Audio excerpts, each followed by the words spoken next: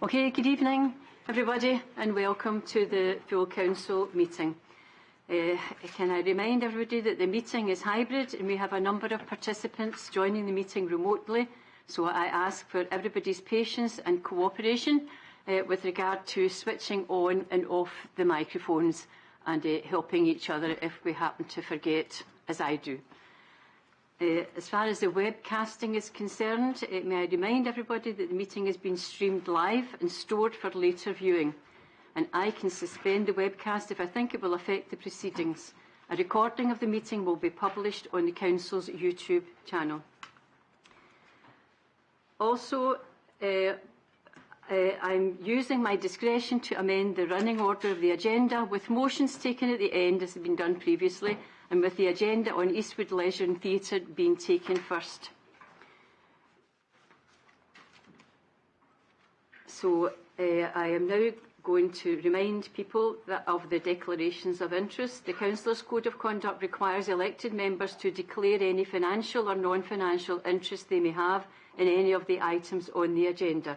Are there any such declarations? Apologies as well, Provost. Oh, yeah. None intimated. And can I ask for apologies? Any apologies for absence, please? Thank you, Provost. We have apologies from Councillor McLean, Councillor Cunningham, I understand, and possibly Councillor Convery. Eamon? Just to confirm, I understand Councillor Convery is on her way, is that correct? Yes. Yes. Right, thank you very much. So we're now going to move to the agenda item on Eastwood Leisure and Theatre, and I'll ask Councillor O'Donnell, the Leader of the Council, to introduce this item. Thank you. Thank you, Provost. We have a paper to discuss options for a replacement leisure centre at Eastwood. In October, if we remember, we'd postponed our decision to allow officers to review the impact of recent interest rate rises and energy rises on the overall cost of building a replacement centre. Over the last 6 weeks, and with the support of the team from Hub West, significant work has been undertaken to look at the cost of various options, and those options are before us this evening.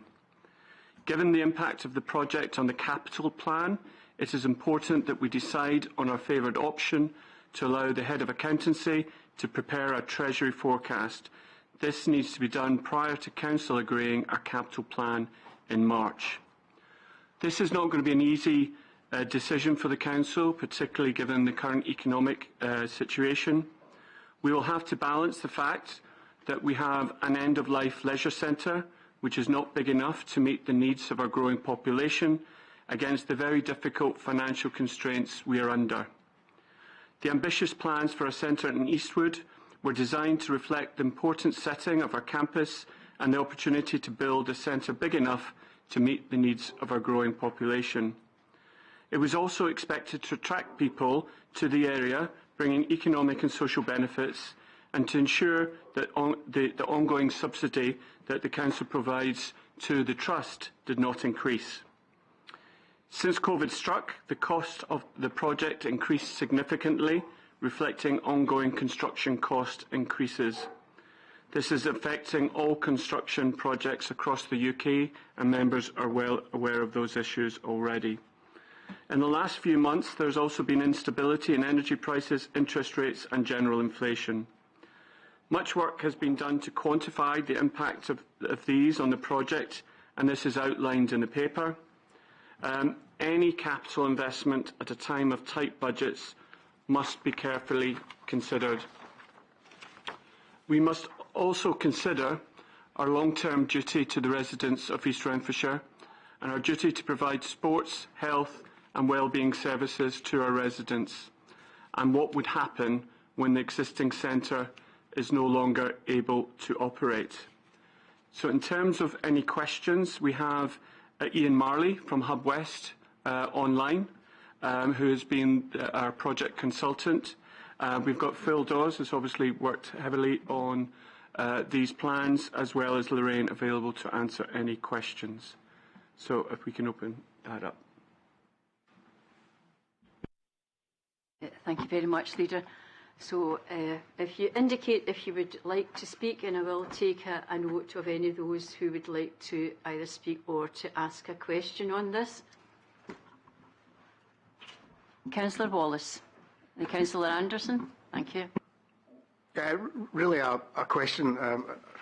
I think the big concern, I'm sure the big concern for all councillors is that the papers come forward, it seems very, very rushed, and in order to make a decision on this. However, I'll maybe comment on that later if you allow me. What I would like to do is ask a question. We're looking here at, say, a brand new facility. Option 2 certainly has an appeal about it. And I would suggest that the entire paper and the entire options appraisals has been geared towards that is really the only option that we can possibly go for. And this is where my question comes in. To use the kind of analogy, when you actually look at the cost here of the new facility and compare that, say, at the refurbishment cost, it's almost like someone coming along to you and saying, right, I can knock your house down and build you a brand new one for £100,000. You think, ooh, a bit stiff. Look, can we maybe look at refurbishment? Because really what I'm looking for is the kitchen needs seen to, the bathroom needs seen to. Yeah, well, we could refurbish, but that would be a cost of £80,000. And that's really the kind of analogy we're looking at the costings here. I appreciate that that's an oversimplification. I would like to just drill down a wee bit on where we came with the costs of refurbishment, because somewhere in the region of 40 million for a refurbishment against a brand new facility at 51 million or so. Can I maybe just ask the question there? Where did we? Is that a realistic costing for refurbishment? Thank you. Thanks, Councillor Wallace. And who's the best, or a few people to answer this? Who would be best? Ian, perhaps, or Ian's best placed. Ian, would you mind answering that question? Yes, quite happy to do so. Thank you. Thanks for the opportunity. Yes, we've looked as carefully as we can at each of the options that have been defined. The ultimate cost for refurbishment, well, it may be just a clean sheet of paper, is quite typical of what we're dealing with buildings of this kind of vintage. The issues associated with refurbishments tend to be quite complex. There's complex logistics around dealing with the usually quite fundamental fabric and building systems issues. And what I should probably note is, as well as the costs not being terribly far apart from option 2, so option is the scaled down option. The scope of option 2, kind of what you get for your money, is significantly greater. So really, the answer to the question lies in Ian, could I interrupt a second? Sorry, we're not hearing you very clearly. Your picture's not clear, so I imagine the line's not clear. I wonder, could you maybe try switch your video off, the face off, and see if that helps with the audio? We weren't catching everything you said. Okay, if you want to try again, we'll see how we go on. I think we caught most of what you said. Is that fair? Not really. Not really. I'm sorry, Ian, you're going to have to start again. I'll read that. Okay. Okay, so try and break it down into a series of questions. Why do refurbishments cost more than you might think? The answer lies in inherent difficulties within the existing fabric and systems within buildings. You're dealing with managing issues which quite simply take longer to resolve through planning, design and surveys. There's more investigations required to understand exactly what you're dealing with. And then the construction process is more complex as you're working around more constraints than you have when you're dealing with a clean sheet of paper.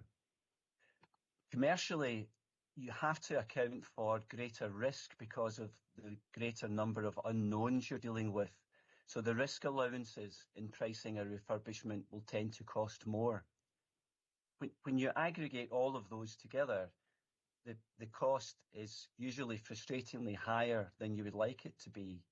And the further point I was seeking to clarify is what you get for your money is more limited. The range of spaces, the total area delivered under the refurbishment is around 4,800 square metres. In the option 2 that was mentioned, you're getting significantly more, 7,560 square metres of usable areas. And the other attribute that's important is the new facility, you would expect to have at least a 50 to 60 year life for that asset. This refurbishment has been priced as a full scope refurbishment, but it would still only deliver approximately a 30-year life, extended life for the asset. I think that's the most concise way I can answer the question at the moment, unless there's any other aspects that people would like further detail on. Thanks, Ian. Gordon, would you like to come back on that? I would love to. Councillor Anderson. A key aspect as well, actually, I believe, Councillor Wallace, I don't know if Ian mentioned it there, is that we actually have to close whilst we refurbish, which means there's a loss of revenue for a significant amount of time. I believe, well, Ian might be able to confirm the length of time, but maybe a year or two, where we don't have any use of the leisure facilities at all, or the theatre, so that would be significant, I believe. Ian, could you confirm that if you heard the question? So with a refurbishment, how long would the facility be closed for? In the options table, you'll see under the option description that we have provided some summary programme information. So against option 5, the carrying out of design and surveys would precede the carrying out of construction work. Construction work would start in Q2 2024 and run for nearly 3 years to Q1 2027. The next column along quantifies the area, and then the one in yellow quantifies the capital cost. It's further along the options analysis in the green column, cost, which includes the cost of closure, during which the closure period there would be a higher level of subsidy required by trusts. The trust has quantified that during the refurbishment period, the subsidy requirement would grow from 500k at the moment to £2.5 million for each of those years. Thanks, Ian. Just on the specific question of how long would the delay be for refurbishment, is that 2 years? The refurbishment would lead to the facility being available in Q1 2027. So the facility is unavailable, if that's the gist of the question, for 3 years. 3 years, thank you. Anyone looking for an ice cream? Can I check, Councillor MacDonald, who is online, can you hear your colleagues in the chamber, or should I ask them to speak up a bit? Can you advise me on that, please? Obviously, I can hear everybody loud and clear. Okay, thank you very much. Are there any other questions? Councillor Anderson. Sorry, originally why I wanted to ask actually a question was about the clarity on the theatre provision actually in option 2, and whether we still have the smaller theatre as well as the main theatre as well. If you could clarify that, please. Thank you. Ian, did you pick that question up?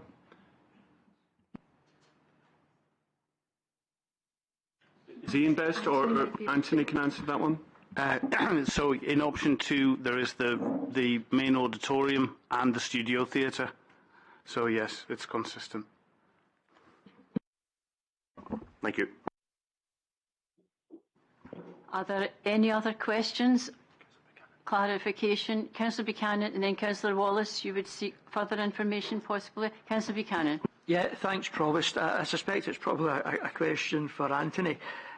Given the options that are there, obviously option one is, I think, the gold standard. It's what we had initially planned for and what we initially looked for. And I have every sympathy with the difficulties in delivering that and the increase in costs that are now going along with that. But can you maybe quantify for us, if we move to option two, as an example, the difference of going from the 100-metre pool to a 50-metre pool to a 25-metre pool?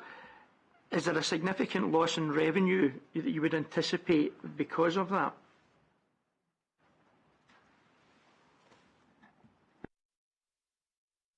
Anthony, happy to answer that? Sorry. Yes. The earning potential for the pool uses a metric which is essentially a yield of pounds per square metre, and with the reduction of the pool from a 50-metre pool to a 25 by 8, it brings down the swim income by about 50%. So it drops from what we're anticipating being just under $750,000 to about $500,000.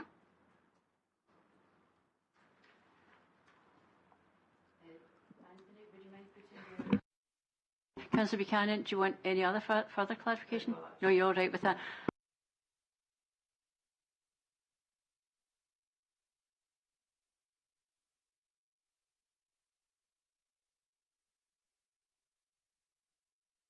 Perhaps closer to the microphone. Does that help at all? Maybe.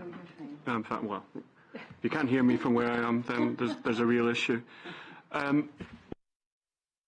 Just to be clear, we finished with questions, and you're looking for a motion.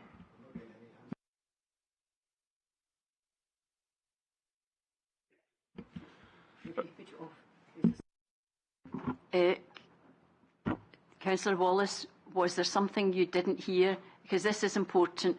If it was a difficult hearing, perhaps we can ask the question again, because it is important that we're making informed decisions. So if you would like to ask anything in particular, and Ian, isn't it, is on hand to answer.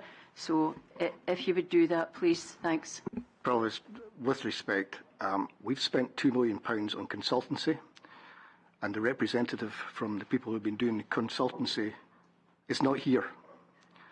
We can't hear the answers. We cannot have a proper discussion. I'm just shocked that we've been put in this position here tonight to make a very, very important decision, and yet the paper that's come forward has been very rushed. Now, I appreciate the reasons behind this, particularly when it comes to the capital programme and the planning. I understand all that, but I do find it very difficult to accept that the consultant or the people representing the consultants, and the cost that we've put into this so far, cannot find their way here to discuss this tonight. It's just a comment I want to make, and I appreciate a decision has to be made tonight, but there will have to be some very important provisions put into that on the basis that we can't get proper answers here just now. Thank you. Councillor Wallace, is there something specifically you would like to find out about now? I take on board what you said, and I'll ask the Chief Executive to respond. But is there something specific you would want to hear or to know about? Thank you. I would like an answer to the first question that I asked there, and I haven't been given an answer. And even what I think I can make out, I don't think it is an acceptable answer. However, I'm not going to push it here tonight because I'm not going to get a proper answer. Can I just leave it at that just now? Thank you. Thank you. Lorraine, please. Councillor Wallace, just to let you know that Mr Marley did offer to come here in person tonight. He had a prior commitment, a long-standing prior commitment that he's already running very late for. And we agreed that, Phil and I spoke, and we agreed that it would be appropriate for him to come by Teams. I don't think anyone could have predicted that the signal was poor. In the way it's been, so I fully expect to be able to hear, as we've had many meetings by Teams, most of which we've had occasional problems, but most of have worked well. I think if you, in terms of the question, Ian is the one who can most clearly answer that question. I picked up most of what he said, but I think between Mr Dawes and myself, and maybe Anthony, because he's been on the calls as well, if we could attempt to re-answer that. Now, I don't have all the detail, but I could start. Ian, Phil possibly has a bit more in that, but I can give you a wee bit of a history of the discussion on refurbishment. If you remember many years ago, there's been ongoing discussions on the leisure centre. There was appraisals done before council. If you remember, option 1 has been approved at a cost of 55 million, and we were progressing on that basis. Prior to that, there was an option appraisals done, and refurbishment was looked at that point and discounted by council. So that all that information is available in previous council papers and was fully discussed at council. Now, I know from experience when we're doing refurbishment projects in the council, they're the ones that tend to have the biggest problems, especially we have had a number, if I maybe go back to the Foundry and the refurbishment of the pool, and Anthony bears the scars of this, about the time and the extra cost, because old buildings, you don't quite know what you're going to get. So there has to be a high degree of contingency. So if Phil can keep me right in this, if he's checking the papers, my understanding is the contingency of this is 40%. The figure you're quoted includes the contingency. So the cost of the refurbishment includes a much higher level of contingency than you would get in a new build project, and that's in the papers that are in front of you. So that's part of the reason of the cost, but we do know from experience, particularly of our sports centres, that there have been considerable problems. Fabric of the material, what you find when you're going into older buildings, it can be very, very difficult. As we all know from projects in our own houses, there can be things that you don't know are there that take longer. So refurbishment is always a bit more risky. If you look at option 5, which would be to refurbish the theatre alone, I know Ian in our calls has said he has concerns about doing that because you'd be knocking down walls of the theatre and rebuilding them, and he said very high degree of risk to do that. So refurbishment always comes with risk. But the main point I'm making is we have discussed this as a council many years ago. It's in here for completeness, but we have discussed and council has agreed to discount that as an option. A particular thing that was highlighted was the amount of time that the building would be closed for. We have no or very little alternative provision, and it would mean that the residents were without a leisure centre at all for a period of, I think, and maybe Phil can help me, I think it was 2 years. Ian was saying that's what's in my memory. While the facility had been refurbished. If you remember in previous council meetings, people were keen that any facility would allow to be built in parallel in the same way we do with our schools. So you're not closing one facility for a couple of years while you open, before you open another one. Anthony has got particular reservations about closing for 2 years because when residents don't have any place to swim for 2 years, they'll go out of the area, and it takes a long time then to build up the revenue after that. So the council could then end up with a bigger subsidy for a period of time. The refurbishment, the leisure centre as it stands is already too small for our population. It was built, so you'd be refurbishing a facility knowing it was already too small from the demand for our residents. So I hope I've captured what Ian was saying, but I'll pass to Anthony and Phil in case I missed anything or get anything wrong, if they could help me out in this. I don't think you've missed anything, nor have you got anything wrong. Just to say, it's paragraph 21, which makes reference to the contingencies. Options 1, 2 and 3 have contingencies of 20%.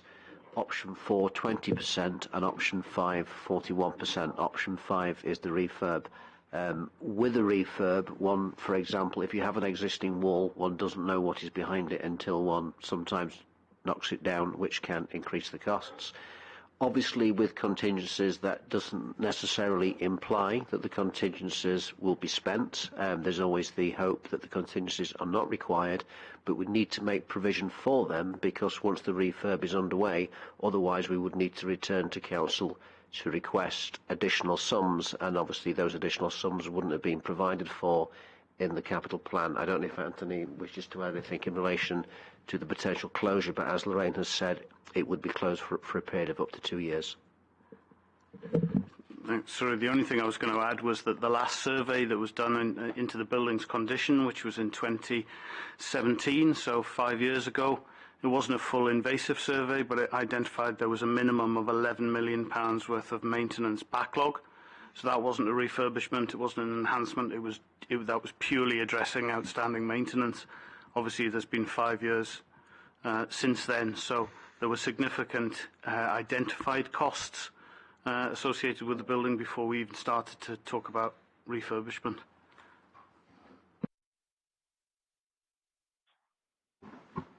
Is there anything to add? So I know that Councillor MacDonald has indicated he wishes to speak. Anybody else in the chamber? Councillor MacDonald. Thank you, Provost. I hope all you can hear me. I am minded to say the public are watching us here, and in my view, the public deserve a process that has the appropriate levels of scrutiny by elected members, and I feel that that's being denied to them here. Why is this being rushed in the manner in which it is? We're holding a special meeting at the conclusion of this meeting to discuss community council issues, so I'm at a loss as to why we are not holding a separate special meeting after a further period of time that will allow members further time to gain a greater depth of understanding as to what we're looking at here. And also, and most importantly, I would have liked further time to discuss these matters with my constituents. And I feel that that's being denied to me here because we have received this paper yesterday, one day before the council meeting. And I feel that the whole process is very, very rushed. And I find it to be very unfortunate. Councillor MacDonald, as we've heard from the Chief Executive, this is not a new project, but I will ask the Chief Executive to respond to your comments. Thank you very much. Just if I can confirm some of the items of timing, there have been a large number of papers up to the Council on the Leisure Centre over many, many years. Many with large appendices that are still available to councillors, outlining plans, outlining the benefits of the leisure centre. Mr Cahill, before he retired, had intended bringing a paper in October to the council to explain that, if you remember, this is not a new project. This is a project that has been discussed and scrutinised by members throughout. Now, I understand that some new members here, but for members who are previous, this has been discussed, and there's a whole record of the analysis that's been done. So there's been a huge amount of scrutiny done on this paper in the past. In terms of the timing of the paper, Mr Cahill was due to bring the paper in October. If you remember, I asked in the paper, I put the paper up when he was retiring because a couple of things had changed, primarily energy costs. Interest rates were the two that I particularly wanted to look at, and I also wanted some confirmation from Mr McCreevy just about the revenue costs of the project. The biggest area that Mr Cahill wanted to bring to you was the cost of the leisure centre had gone from 55 million, the approved leisure centre, from 55 to 67. So the scrutiny and options about refurbishment had all been done, and Council had come to that conclusion of a new leisure centre should be built. Because of changes to both construction cost, which Mr Cahill had gone into in a lot of depth, but also more recent interest costs and energy costs, that was why the paper was delayed. So the paper hasn't been rushed, it's the opposite. It was actually delayed from the last council meeting so that we could do further analysis on energy costs and the impact of inflation. So if you look at the paper, we've looked at energy costs. The advice we're getting is that energy costs will stay as they are at the moment. And we've done a lot of in-depth work looking at the energy costs of a new centre and the present energy costs of the existing centre, and those are in the paper. The other piece of work we wanted to look at was the impact of interest rates.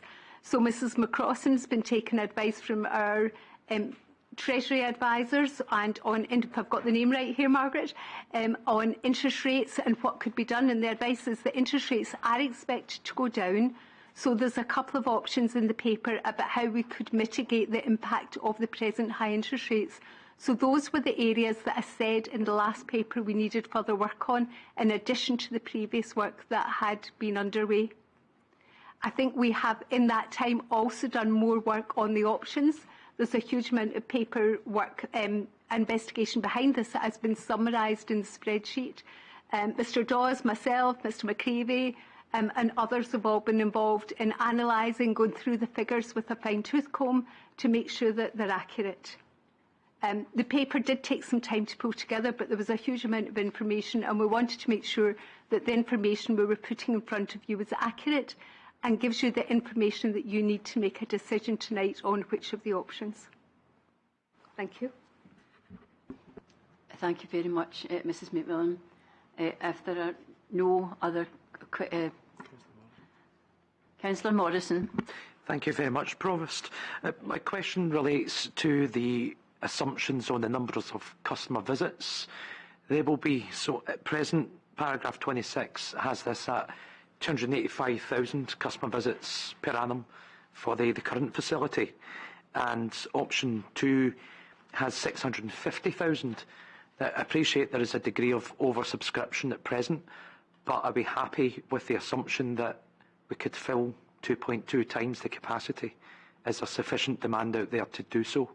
Or would we potentially be facing much higher levels of subsidy?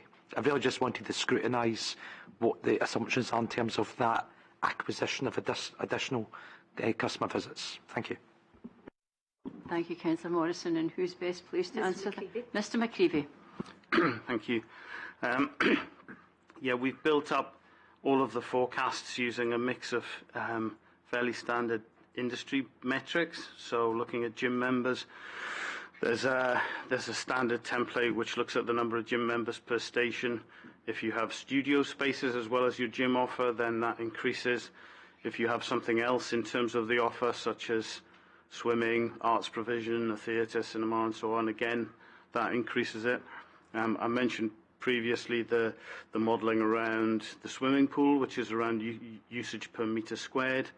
We also looked at the theatre and standard house occupancy. And then, of course, there's the addition of the library, which will increase both footfall and dwell time for the site. The space, as was noted, is a significant increase in terms of the square meterage, the gross internal floor area for the building, but it also includes a mix of different spaces, some of which are higher intensity usage than others. The sports hall tends to be a lower intensity space. That's one of the changes in terms of the gross internal floor area between the different options. So we're fairly comfortable, and then it's also been noted that the theatre would include the addition of a studio theatre, which increases capacity further. It's undoubtedly the case that we've got some stretching targets in there, as should be expected for a significant capital outlay, but I've got every confidence in my team and the way that they've responded and the way the Trust's performing currently, that they're realistic. And probably, if anything, experiences in the initial years of a new centre, there is a flush of new visits which will tail off and kind of settle down in due course. So none of it is 100% guaranteed, of course, but we're fairly comfortable that they're realistic targets and projections.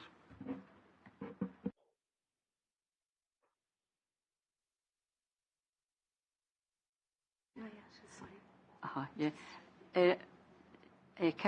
Councillor Morrison, I'll come back to see if you want any further clarification, but Mrs McMillan is going to add to what's been said so far. Thanks. Thank you. I appreciate that, Provost, but I'm quite happy with what I've heard. But I look forward to what the... Sorry, it was just very quick. One of the things that Anthony's been highlighting to is the waiting list for swimming lessons.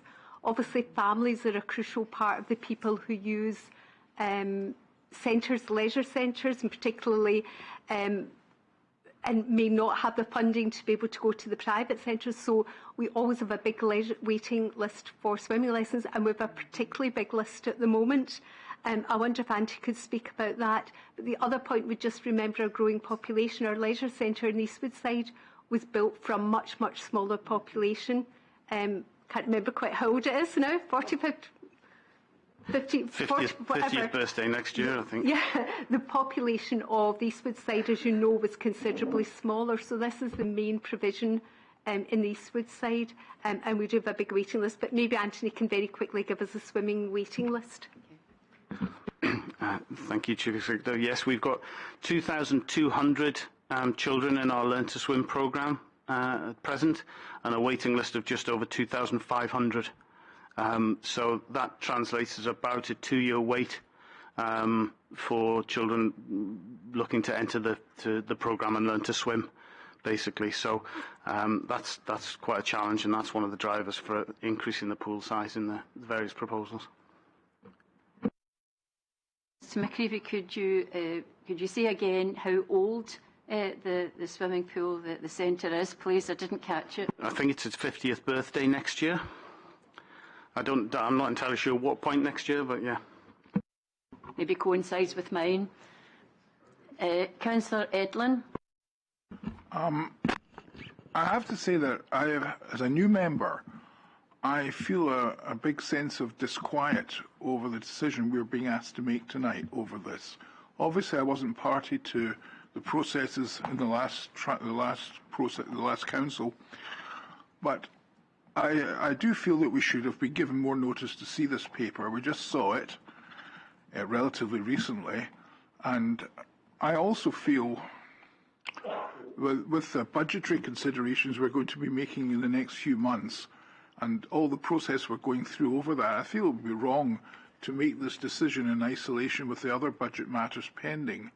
And I also feel, regardless of the explanation that Mrs McMillan has given us, I feel a consultant who's earned £2 million in fees not to be present in the chamber for a decision of this impact is not acceptable to me in my capacity as an elected member. But that's just a personal opinion, and I know what you've said already, but I still don't find it acceptable. And I really have a feeling that this is being rushed and not handled as I would like to see it. I'm going to ask Mrs McMillan to respond. Thanks. Just for clarity, Hub West have not earned £2 million in fees from this project. I don't have the figures, but what there has been is a lot of design work done on, for those who remember the design, we have done a full design work with council approval for option 1. There's a huge amount of work by a wide variety of different organisations, professional and many of them highly acclaimed organisations, well regarded professional organisations, and that's part of the standard process. If we hadn't had the high level of construction inflation that we have had, this project had council approval already and would be going ahead. So we were at the stage of, is it RIBA 3, Phil can help me on, which was very full detail. There's been work done on ground conditions and road conditions, traffic conditions, environmental. We've looked at how to get the centre as energy efficient as possible. So there's a huge amount of work behind the scenes that officers would do in the background as always, but there's a whole raft of organisations who are required for a building of this size, and they have been used. So I just want to be clear that Hub West have not personally received fees. They have a management fee, but Hub West are also an organisation that we're a member of. It's a partner organisation. It is not a private sector consultancy. It's an organisation that's been set up to help improve the procurement of buildings and property by the public sector. It was set up under, linked to the Scottish Futures Trust. There's Hub West, there's Hub Southwest. These are across Scotland. There's a number of them. If you need more information, Mrs McCrossan's one of the, if I get this right, alternate directors of Hub West. So set up its Hub West, and all these organisations across Scotland have been doing the building and managing the building on behalf of the public sector of our health centres across Scotland. Most of the public buildings are done through this structure as a way of improving the procurement of public sector buildings in Scotland. So they are not a private sector consultancy.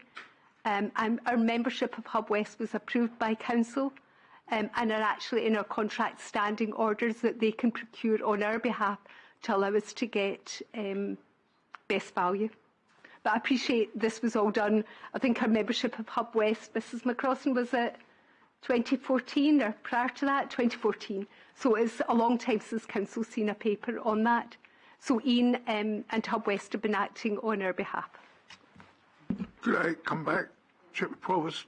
Okay, Councillor Edlund. And then, very briefly, I hear what you say. I'll let you in a minute if you just keep your microphone off for a second, please, so we're not both talking at the same time.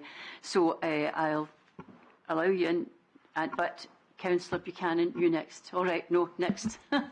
Sorry if I'm confused. Sorry, can I come back now? It's very briefly. I stand by what I said, regardless of what the accurate comment you just made, in that I feel that when a project of this magnitude is being finalised, the consultant should be present in person in the chamber, regardless of who that might be.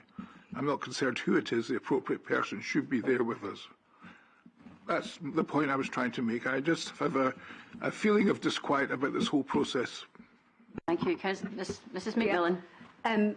Look, I can accept what you say. We expect the teams to work very well. I was aware of Mr Marley's commitments, but the decision was mine that he could come in teams because I assumed the technology would work, and I was already aware he was coming here when he had another commitment, and it was out of professionalism that he offered, and he did offer to come tonight and then go on to his other commitment. I felt that it would be that the technology would be fine. I fully expected it to be fine, but do remember that we don't usually have Hub West when we're doing project approvals. We don't usually have them at Council. If councils in the future would like to change that, but on the previous discussions that we've had on the leisure centre when we made decisions on it, I don't remember the consultants being present. They may have been, but I don't remember. They were maybe there just to answer a technical question, but the questions were normally handled by officers. Given Mr Cahill's retirement, and he was the one who was leading in this project, Mr Marley had offered to help us because he had some knowledge.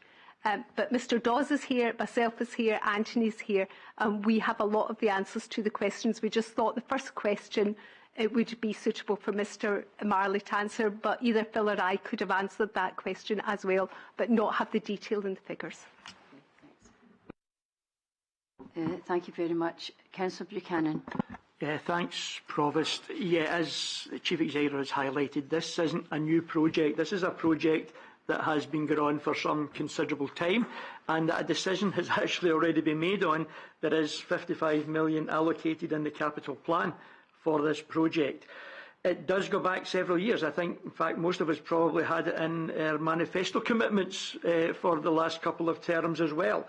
So it's not a new project. There has been substantial scrutiny over the years on this, including public consultations, a huge amount of work that has been done to bring us to this stage, which has looked at all of the options from refurbishment and everything that is highlighted here. This paper was really about the last few months and the aftermath of COVID and the difficulties that we've faced with increased prices, construction costs, etc. And it was brought to update us on those aspects of it. And I think the paper does that. It gives us the options, it gives us the price ranges that we are now working with. And as difficult as some of those are, I think that is the realistic way forward, because the scrutiny has already been done for this project, and I think it's time now to look at that and to go out and to deliver on the promises that we've made to the people of East Renfrewshire, in particular to the people of Eastwood, and get on with building a new leisure centre that will hopefully stand the test of time, deliver us at least 50 years that the current one has done, but giving us a far increased capacity in order to deal with the population that we now have, and indeed a continuing growing population. I think it's right that we deliver the services that the people deserve. So, thank you. Thank you, Councillor Buchanan. Now, I noticed that Councillor Convery had joined us.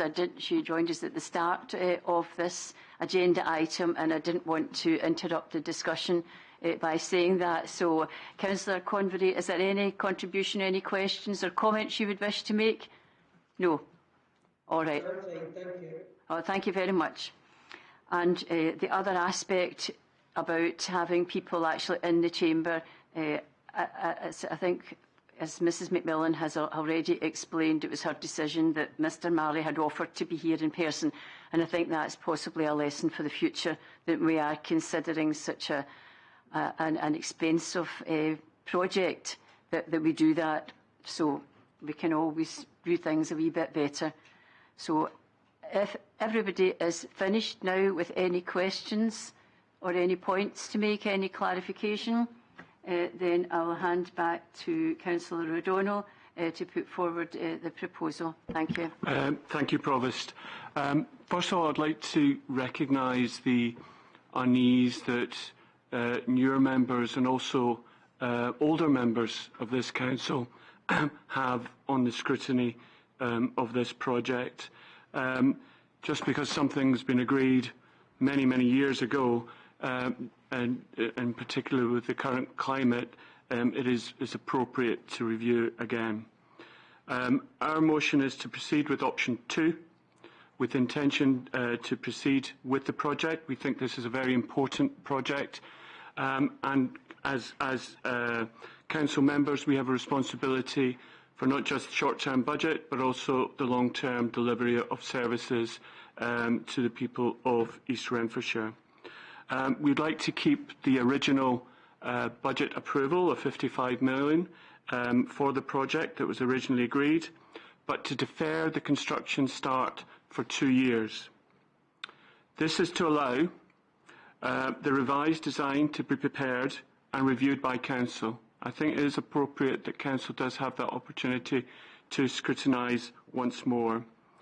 And furthermore, the 2-year deferral of the project will also allow for £5 million of revenue savings to be taken compared to the plans that were originally presented to the Budget Strategy Group. That £5 million would be in year 2 and year 3 of that original plan.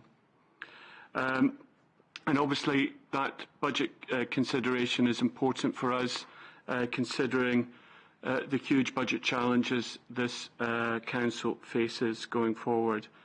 That gap also allows us to have more certainty on what's happening of interest rates. There's an awful lot of speculation going on there, and hopefully that will be a little bit clearer within that sort of time period, and also greater clarity on energy costs, as we would expect those to go down, but at what sort of time frame we're not sure. So that would also help improve the viability and the net cost to this council. And also we will have greater certainty on inflation and where that then sits. We think £55 million may be sufficient to cover for inflation risks within the plan.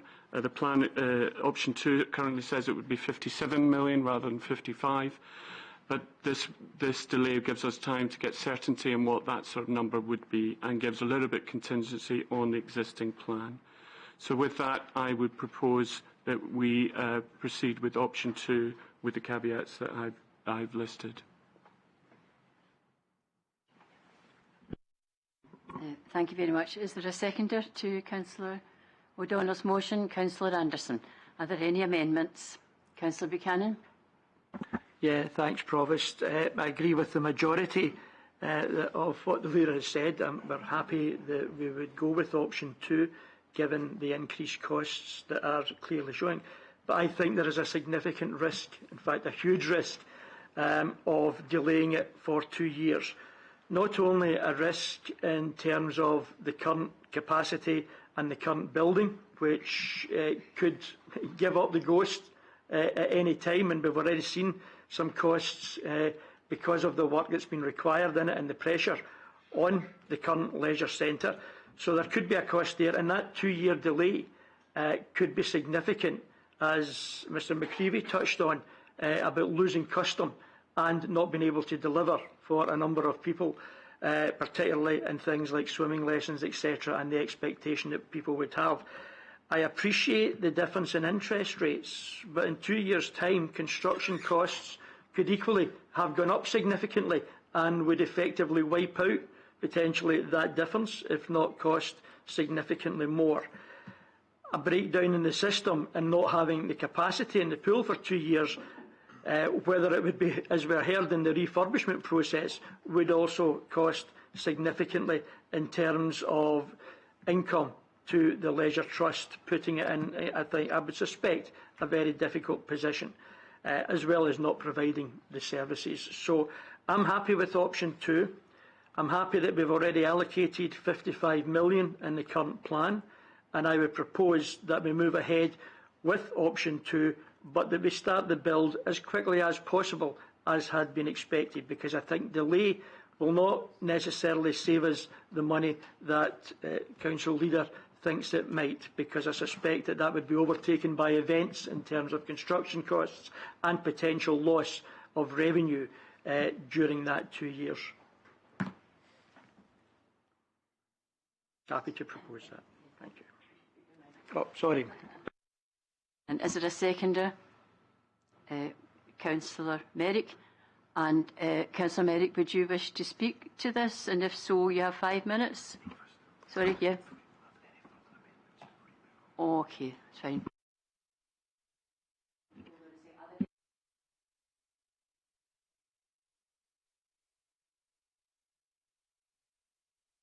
Councillor Merrick, on you go. Yeah. Councillor No. Anderson, should you not speak first? Eamon, should Councillor Anderson not speak first? Now that if Councillor Donald is happy to have said all his piece, it should be Councillor Anderson. Okay. I don't wish to speak, Provost. No, it's all right. When I was asking for any amendments, I didn't mean for Councillor Buchanan to start explaining it, but I didn't want to stop you. So apologies for that. So I'll go back to as we were with the motion.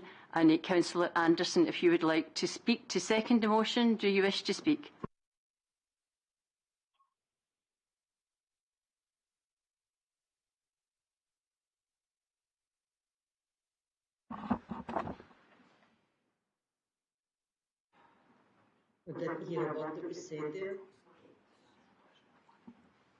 Okay, thank you, Provost. Yes, obviously, I want to second and support the motion and from Leader, and I believe that the deferral it would favour us actually, and because there's so much uncertainty now, and the things obviously are changing quickly, and it also allows us, crucially, at this moment in time, the budget savings that are quite a factor to the circumstances that we find ourselves in with the budget strategy. So it's quite simple, really. I want to second the motion. Thank you. Thank you very much. Councillor Anderson. Councillor Merrick, is there anything you wish to add to the amendment? Yeah. Just to add, to touch a little bit on what has been already said, some of the older members, or the members that have been here for a longer time, put it like that, have maybe sometimes a better grasp of the risk of not moving at a proper speed in this. If something goes wrong in 2 years while we sit and wait, it could be much more catastrophic than we currently face. It's an awful risk to wait for 2 years to defer this. That's all. Thanks. Thank you very much, Councillor Merrick. Councillor Ireland. Thank you, Provost. I just wanted to, on page 130. Sorry, give us a chance to get there, please. Sorry. In paragraph 22. Sorry. No. So, this is a point part of the debate, Councillor. Yes. Yes, that's all I want to say. Okay. Yeah. It says that a delay in the start date of construction of a new facility is likely to increase the cost of the project further, and then it specifically talks about option 2, and a 2-year delay would add an additional 13.8% project cost, which is £7 million. Now, that's much more. So there's a 2,230,000 amount of difference between the savings and what we're going to have to spend extra in 2 years. So if we hold off, we're not saving money. We're costing ourselves £2,230,000. I would ask you to support the amendment. Thank you. Thanks.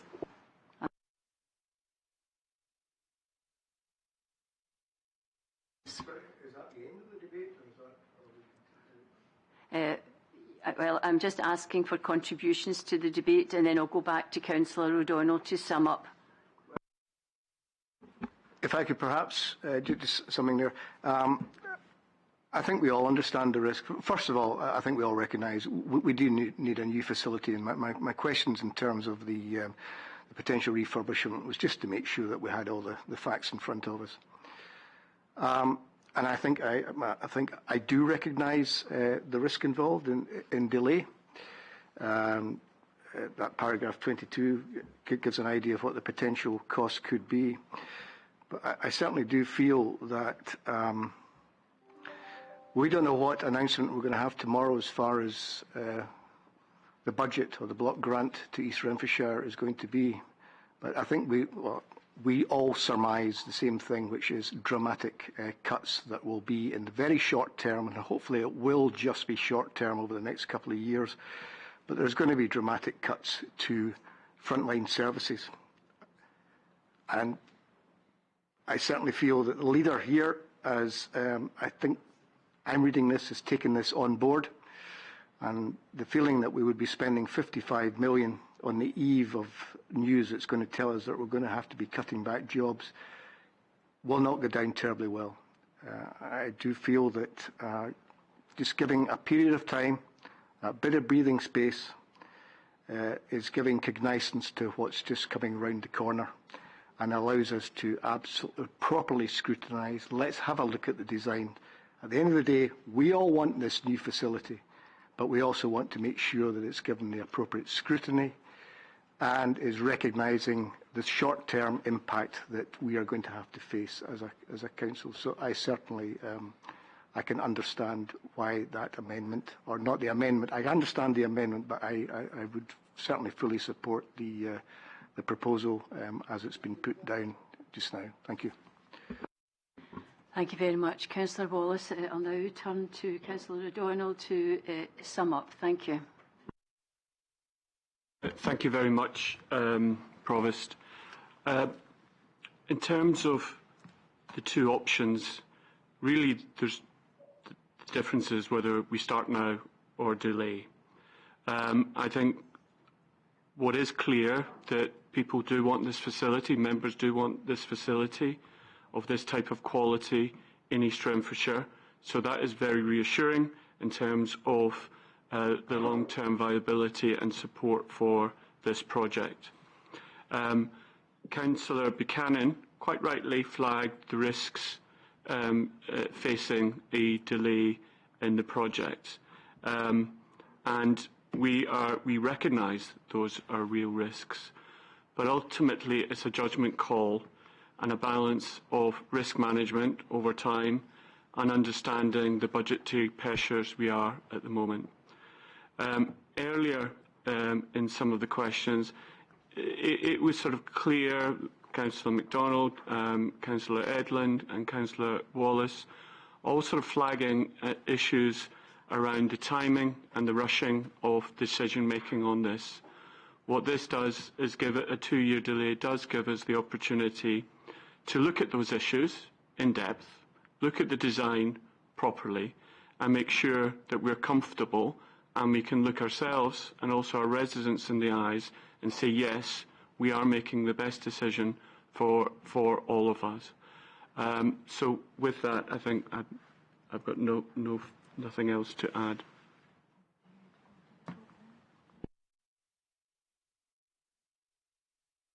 Thank you very much. I will now ask Eamon to conduct the voting. Thank you, Eamon.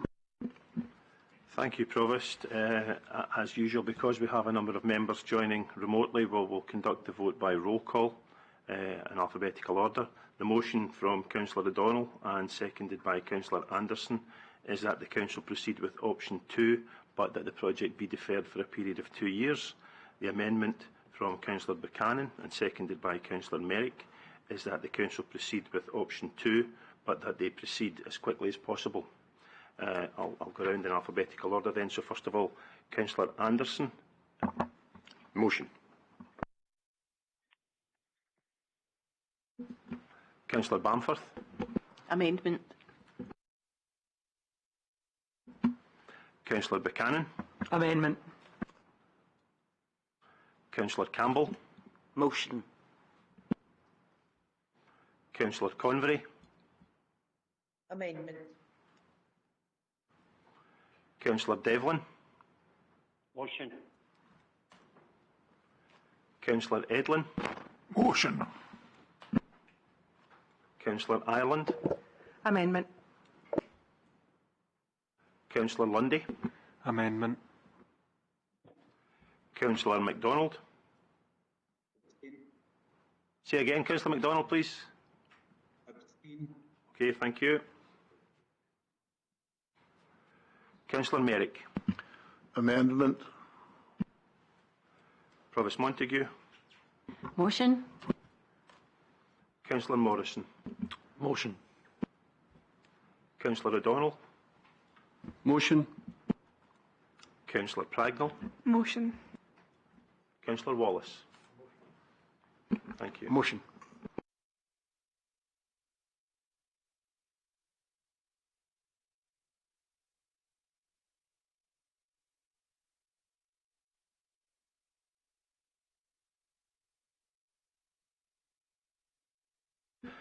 Thank you, Provost. The result of the vote is 9 for the motion, 6 for the amendment, with 1 abstention, so the motion is carried.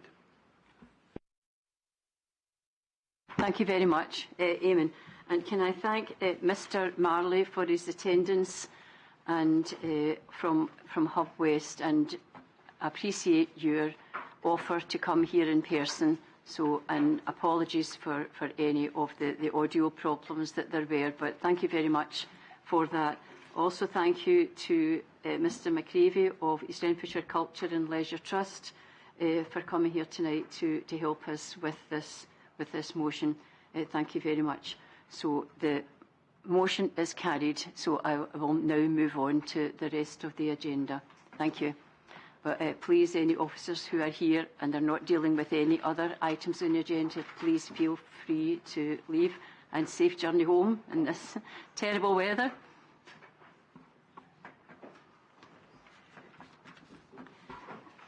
So I would like to update colleagues on the Citizen of the Year result, and I'm delighted to announce that after receiving many outstanding nominations this year and deliberation with the judging panel, Stan Essen has been named as our Citizen of the Year 2022 for his work with East Renfrewshire Food Bank in Lowndes Street, Barrhead. East Renfrewshire Food Bank was set up in early 2013, giving out its first food parcels in September of that year. Stan is a founding member of the Food Bank, taking on the role of warehouse manager on his retirement years, and has been in this role now for almost 10 years. Stan dedicates many hours of his time each week sorting donations, organising the storerooms, keeping meticulous tallies of all goods by hand and online, meeting clients and liaising with the Trussell Trust to ensure that everyone gets what they need while having a great rapport with all. Numerous nominations were submitted for Stan, and it was clear he deserved to be recognised, with some describing him as a driving force, a stalwart, a leading light and the powerhouse. Unfortunately, Stan is not able to attend this meeting tonight, but I'm looking forward to visiting the Food Bank to present Stan with his award and hear more about the vital work he undertakes, which clearly makes a difference to so many people. So I would like to thank and say congratulations to Stan, but I'll certainly pass on these words on your behalf to when I meet Stan. So thank you very much for that. Oh, yeah. Very good.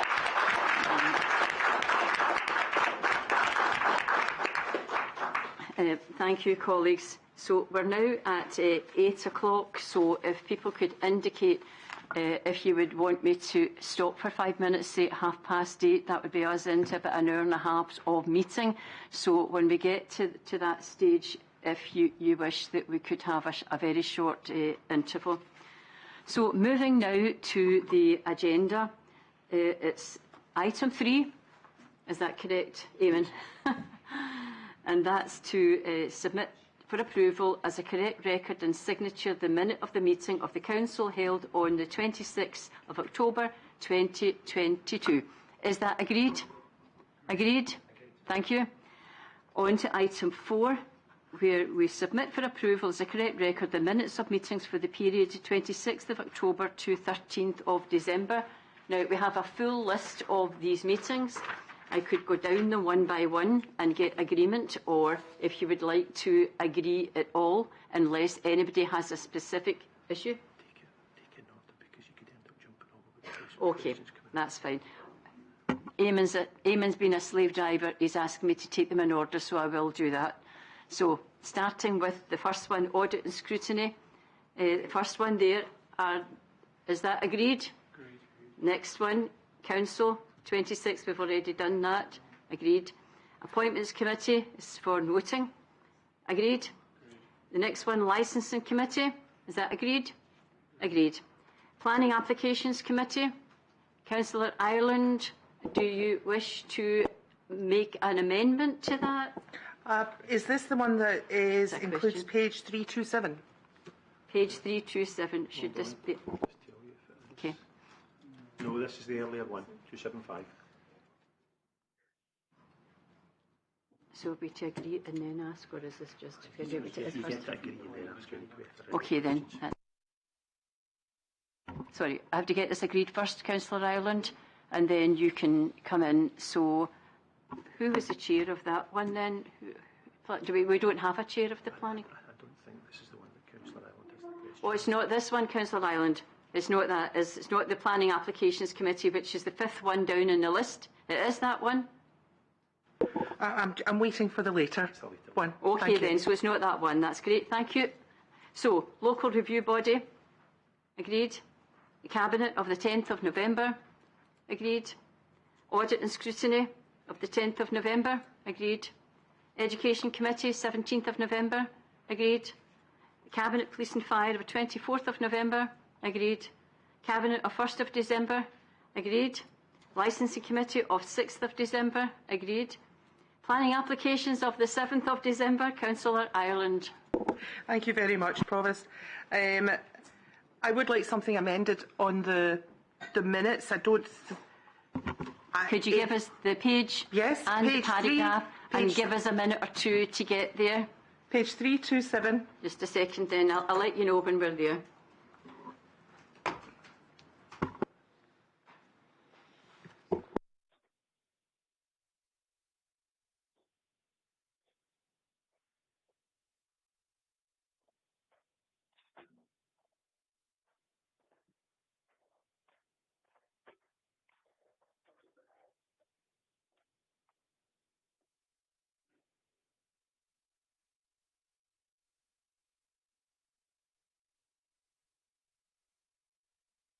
There, I'll just let you go ahead, Councillor Ireland. Thank you very much. It's just at the point where it says it was reported that the reduction in meetings, which is from, well, it's halved, should not adversely impact applicants or performance figures and would allow officers to undertake their duties. During the meeting, I did express concerns about how this would affect local planning applications. I did state that I cannot see how this will not affect planning applications, and that I was worried that some of our applications may fall back, and we needed to be seeing and dealing with applications as quickly as possible. That's literally what I said at the meeting.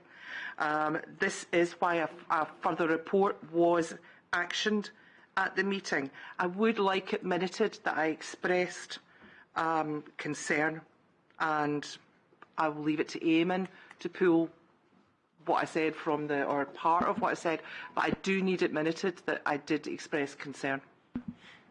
Provost, again, through you, it's the members are probably tired of hearing me saying this, but they aren't of a verbatim record. But certainly the comments you've made this evening, Councillor Ireland, can be reflected in this evening's council minute.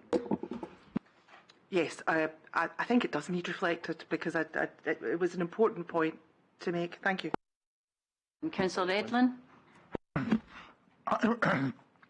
Unusually, because I wasn't the vice chair of that committee, I had to chair that meeting, and my recollection was that I think expressed the same disquiet as Councillor Ireland did, but I thought we agreed that the matter would be passed subject to the fact that the staff, professional staff, would review it and be bringing it back to us for consideration later as appropriate. And I thought Councillor Ireland had agreed to that, as did I at the time.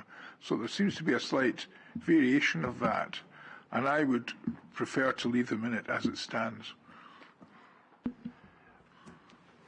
Thank you, Provost. Again through you, Councillor Edlin. What I will do is that the minute will stand as it is, but Councillor Ireland's comments and reflection to the statement that she made at the meeting will be reflected in this evening's council minute.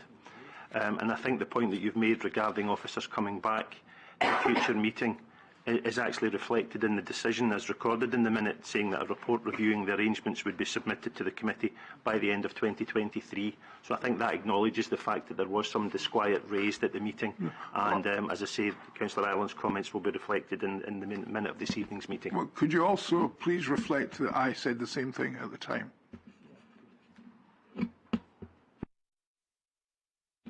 That'll be noted, Councillor. Thank you very much. Okay, thank you very much. Local Review Body, 7th of December. Agreed. Education Committee. Sorry.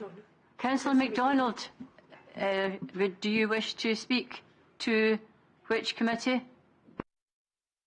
On licensing, I actually watched that YouTube simulcast that had been recorded, and I understand Mr. Daly's point that by minuting it as part of the council meeting, it will reflect what she said.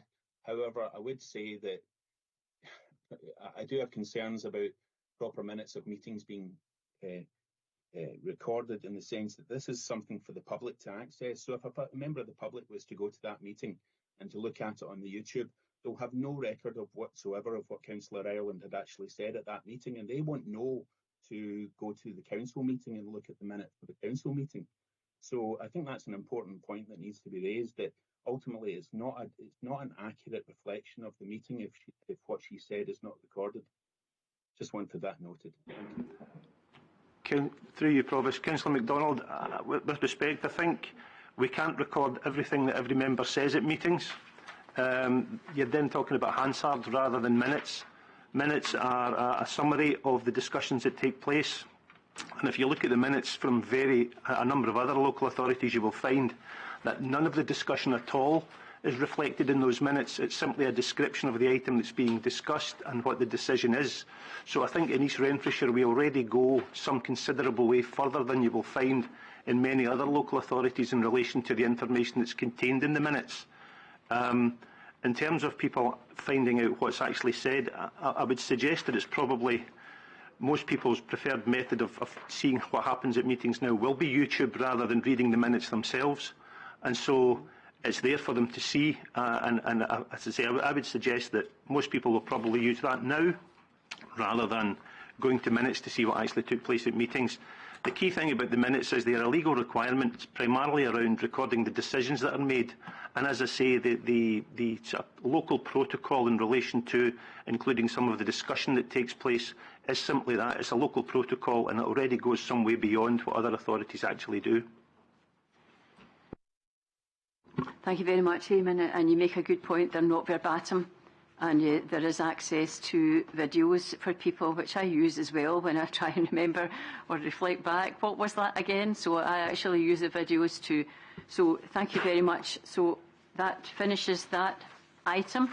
If we can now move on to the next item in the agenda, which is item 5. That is items remitted to the Council.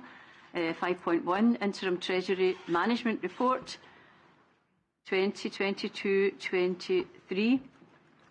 Are there any questions on this?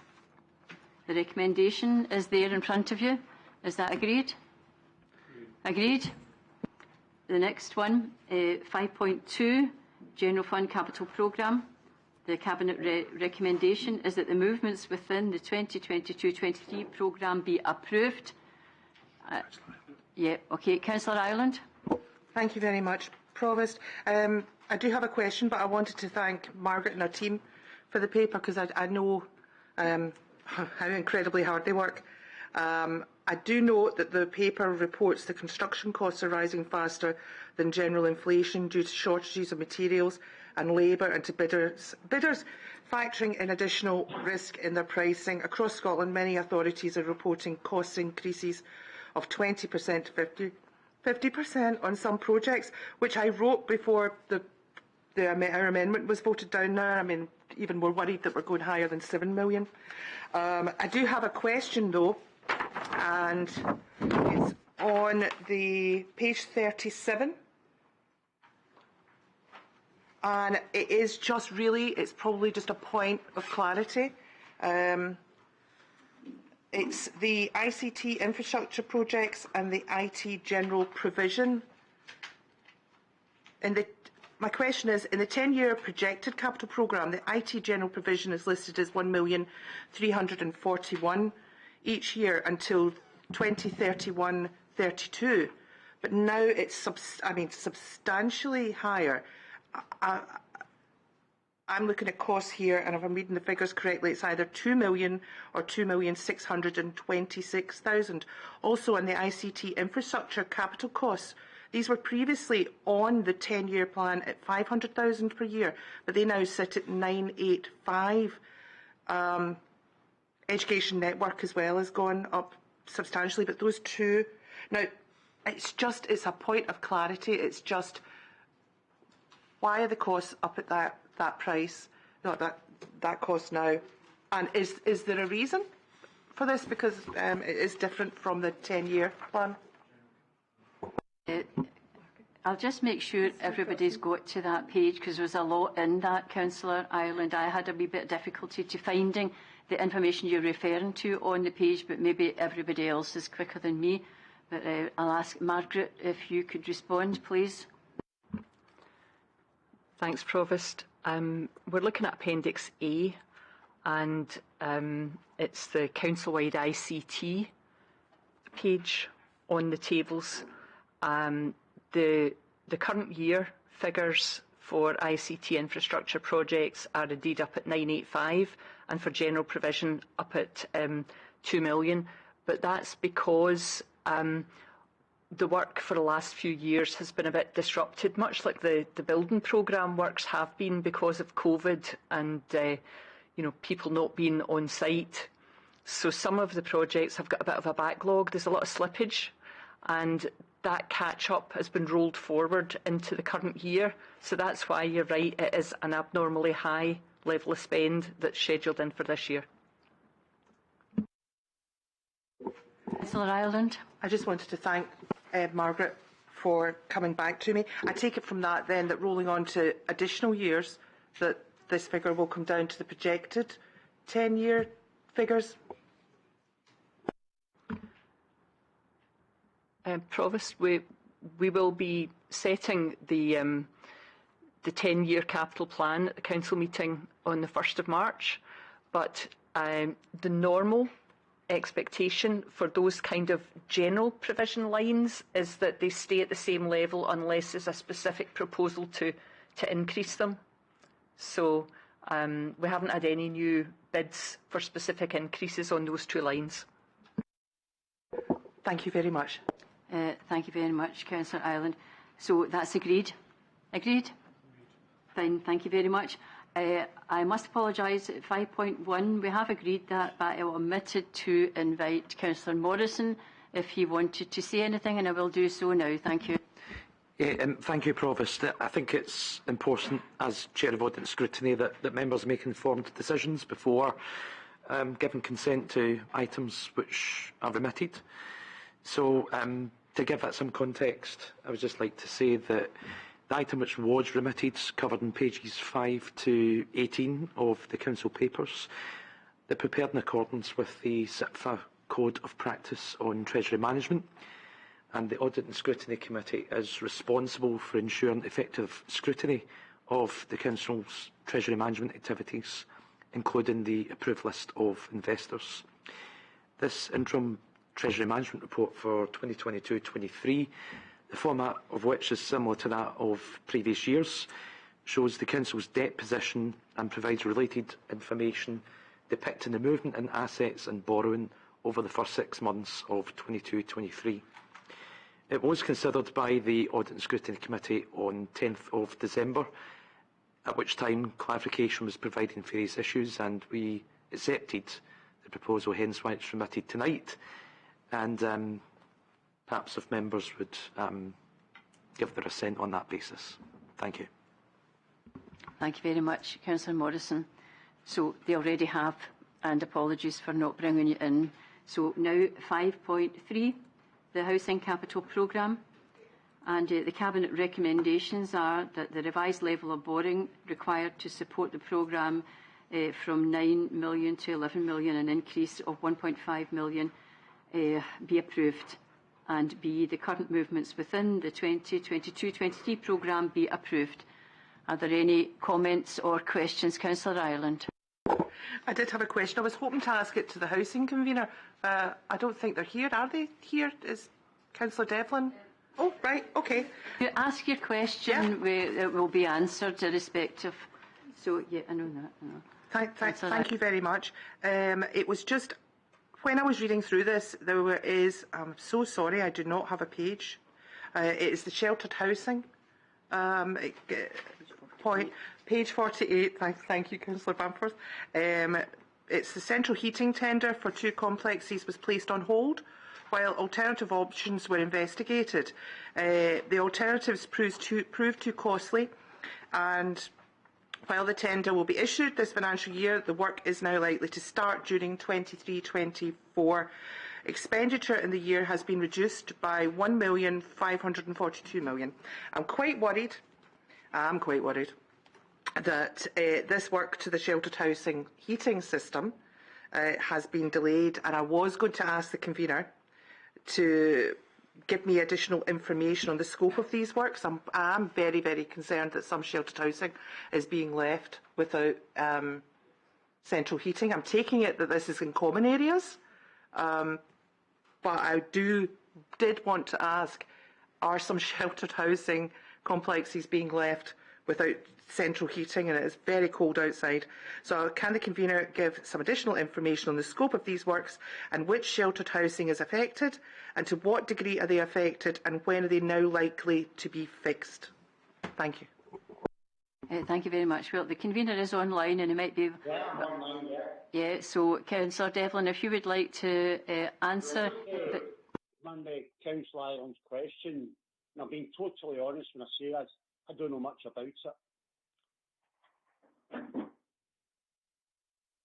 What I will do is speak to Officer the Head of Housing and get back to Councillor Ireland as soon as possible. You know, that's well. Councillor Devlin, thanks very much for that. Is there anybody just now who can speak? I know Phil is away now. But... Mr Dawes has left us, but just to confirm, we would not leave residents for a long time without central heating. I can assure you this will be upgrades of the central heating. All central heating needs replaced every so often, so that's what it is. I don't know if Ms McCrossan knows anything. I didn't think so. We'll get Mr Dawes to come back to you on the detail of that. Okay, thank you very much for that. I really would appreciate that, because I'm very worried. Yeah, as Mrs McMillan says, people wouldn't be left without heating, I'm sure. Okay, so is that agreed? Agreed. Thank you very much.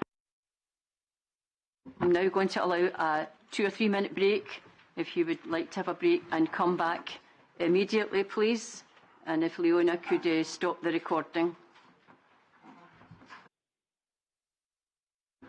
Okay, thank you very much and welcome back, everybody. And we can return to the agenda now, and it's agenda item number 7. Is everything all right? Could you just check that people online can hear? Okay. Graham seems to think there's an issue with the internet. All right, okay. Who's online? Could you let Julie? All right, fine. Thank you very much. Is that all right, Leona? Yeah.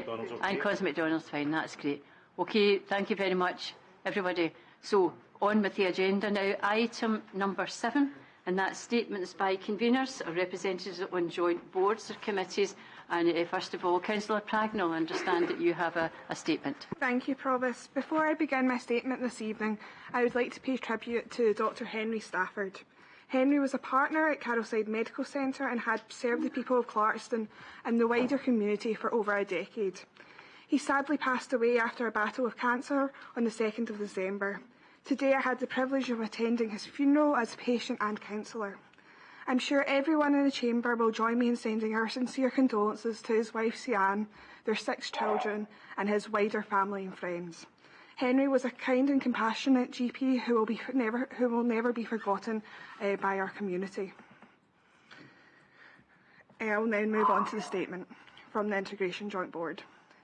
At the November Integration Joint Board meeting, we approved our annual report and accounts for 2021-2022. Following a very good report from Audit Scotland. The IGB recognised it has been another challenging and complex year and noted their thanks to the Chief Financial Officer and our finance team. The Revenue Monitoring Report for the current year was presented showing a potential overspend of around £500,000, which will be funded from reserves. There was some discussion around the scale of the savings that may be required by the Health and Social Care Partnership in the coming year, and whilst the HSCP will take as much mitigating action as possible through redesign, there remains significant concern that frontline services will be affected and difficult decisions may lie ahead. The update on the Recovery and Renewal Programme noted that savings targets had been increased within the individual budgets and a review of commissioned service projects. We had an informative presentation on winter planning from the Head of Adult Services, Communities and Wellbeing, who gave an overview of the approach from both a national and local perspective in relation to current pressures across health and social care. This comprehensive presentation highlighted the Scottish Government's 8 priority areas that are key to good winter planning and an update on the approach to each.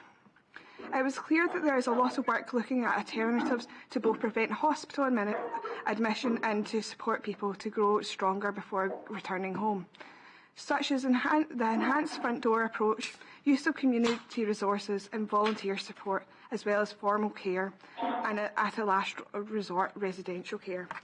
There are also initiatives with the Carer Centre around grants to support sharp rates and to promote the National Power of Attorney campaign. In preparation for the months ahead, the HSCP has reintroduced weekly huddles and continues to work closely with our partners. Hospital discharges are reviewed on a daily basis and a skeleton service will remain in operation throughout the festive period. However, we are still experiencing significant demand pressure and capacity challenges within care at home, and the service is at its most pressured since we worked through the pandemic. Our partner providers are also seeing the same challenges, reflecting recruitment and retention constraints within the wider market. The service has a robust process for prioritising care and is offering additional telecare solutions where appropriate. As well as targeted recruitment, there is additional funding for staff wellbeing, and a dedicated people manager has been recruited to focus on maximising attendance and supporting staff. The IGB endorsed the HSCP proposal to contact individuals and their families to notify them of the current pressures and ask families to support where possible. Letters were sent on the 25th of November. The HSCP workforce plan was also presented, and the IGB agreed it was a well-written plan, noting that there are some aspects we cannot be clear about at this time due to future financial constraints and recruitment issues. There was discussion around the level of information available in relation to protected characteristics of the workforce An update on the action plan will be presented to a future meeting of the IGB. It was agreed that a programme of visits to services will be developed for IGB members in the new year. Lastly, we had an excellent presentation to accompany the report on the Alcohol and Drugs Partnership. The presentation mainly focused on the implementation of the Medical Assisted Treatment Standards, or MAT standards as they are known. These standards should be completely patient-focused, without barriers, and aim to improve access to services, reduce stigma and promote choice. The HSCP are also looking to secure accommodation to create a recovery space without stigma. The IGB welcomed the breadth of the quality of life elements of the presentation and report. This concludes the statement, and the Integration Joint Board will meet again on the 2nd of February. Thank you. Thank you very much, Councillor Pragno. Councillor Anderson. Thank you, Provost. As a convener for the East Renfrewshire Cultural and Leisure Trust, I have a statement based on pretty much the board meeting of last week that I had the pleasure of attending, and as my first board meeting as a full board member. And at that meeting, like Council to know, we considered the draft business plan, which we will bring to Council for approval in the new year. With actual regard to the Culture and Leisure Trust, the recovery continues month on month, whilst we heard that the Community Leisure UK report that unfortunately shows 89% of Scottish trusts are at risk, 69% are currently discussing closures, and this also mirrors the wider national news that 40% of local authorities in England are actually anticipating the closure of around 100 swimming pools. We, thankfully, our own trust continues to perform well. A quick breakdown highlights that the gyms and fitness membership levels are back to 97% of the pre-COVID figure. The leisure centre attendances are now at 95%. Halls and school out-of-hours bookings are at 106%.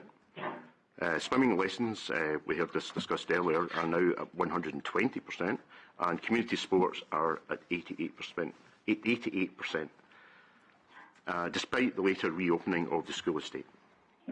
This is a huge achievement to everyone who has worked so hard under very trying recent circumstances. Libraries continue to increase physical visits now that events are reinstated, building on their existing position at the heart of the community, and with the recognition that they are already universally accessible, free, welcoming spaces, libraries and other ERCL buildings are now at the forefront of the Warm and Welcome Spaces initiative.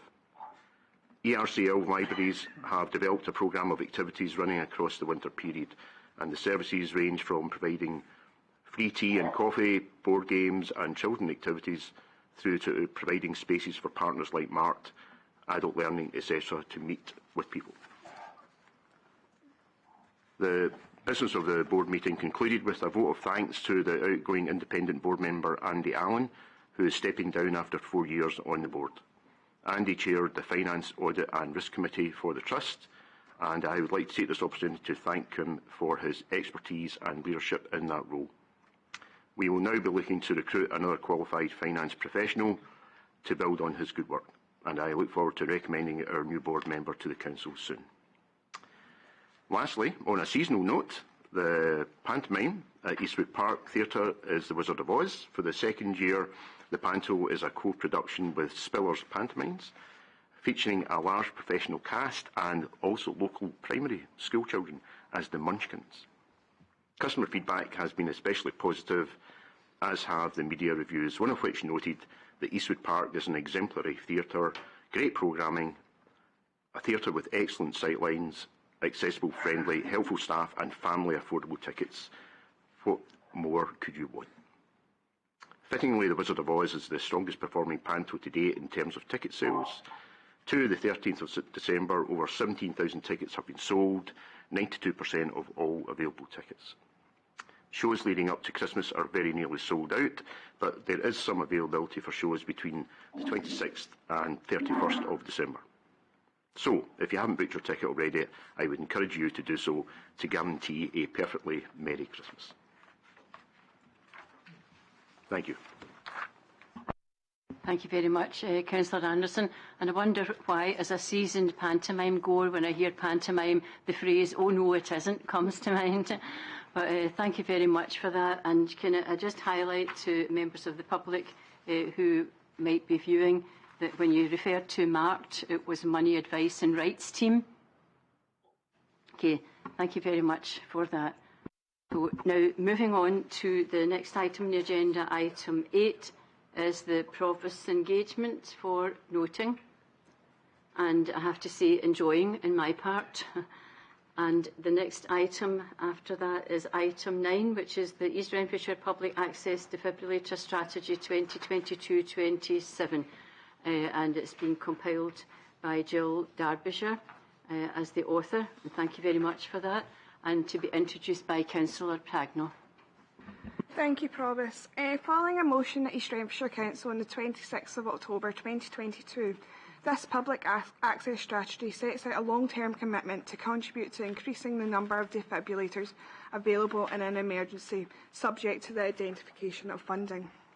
An automated external defibrillator, AED, is a machine which analyses the heart's electrical rhythm, and if it detects a rhythm likely to respond to a defibrillation shock, it will charge itself ready to deliver this. Only 1 in 10 people survive an out-of-hospital cardiac arrest in the UK. With CPR and defibrillation, the chances of survival can increase tenfold. At present, there are 80 defibrillators registered across the National Defibrillator Network project, the circuit, across East Renfrewshire. This includes 62 public access defibrillators available 24 hours a day, including 26 located in the council-owned buildings.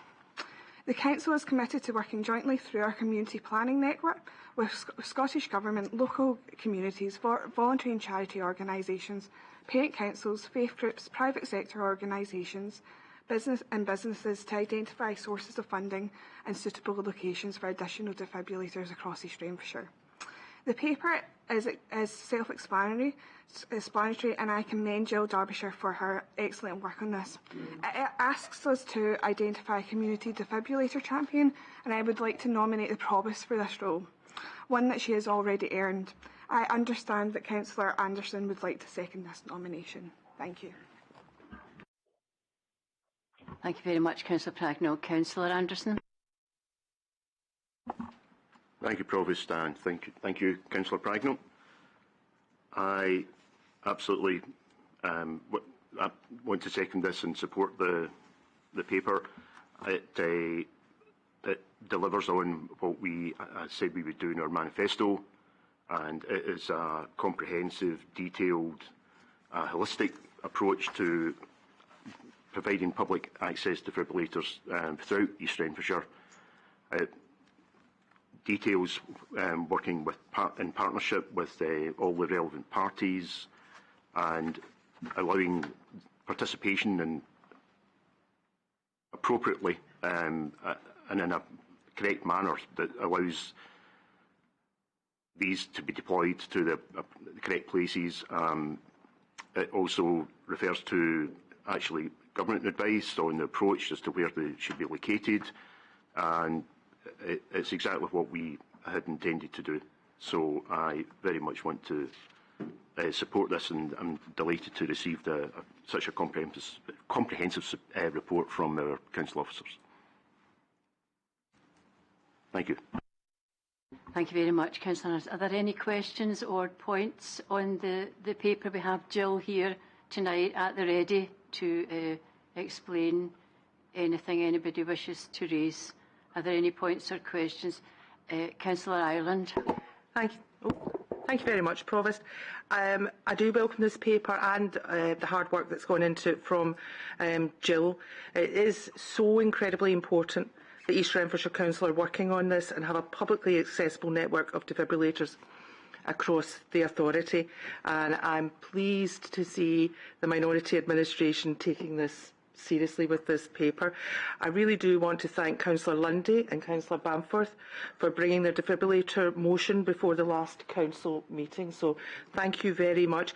Unfortunately, that was voted down by Labour and the Conservatives, but I do feel that ultimately we have this paper in front of us at the moment, and if their motion has driven that, then thank you very much.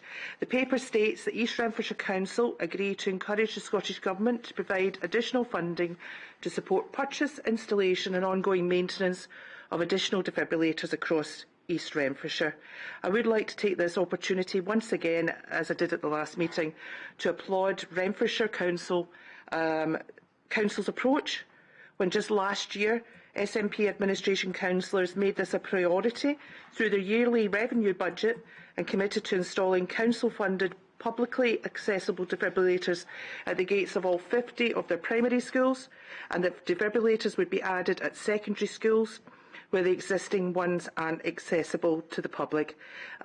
So I wanted to give them another plug for doing all that really great work. But thank you very much. I do welcome the paper. Are there any other points or questions? None. Councillor Edlin. I note Councillor Ireland's remarks, but I'd like to remind the SNP members that they had an opportunity to bring defibrillator issue to the last council term and did not do so. Therefore, and I feel that the comments and the way the references were made are perhaps disingenuous. Thank you. Thank you.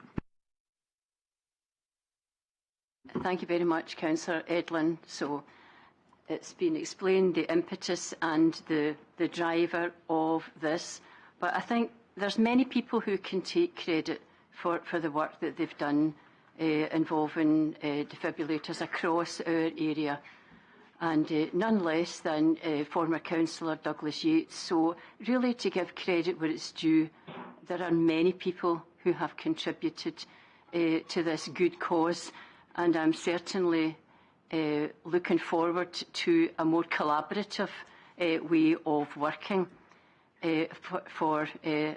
as said in the paper. So we have a proposal in front of us to agree the paper. First of all, there is a proposal for the defibrillator community champion. Is there anybody otherwise minded? Are there any amendments to that, or is that agreed? Agreed? Thank you very much for that, and I'll certainly look forward to doing my best to drive this forward for everybody and seeing a big difference in defibrillator access, as it said in the paper. So thank you very much for that. But can I pay, again, tribute, as Councillor Pragna has done, to the work of Jill Derbyshire in compiling this strategy. So thank you very much, Jill.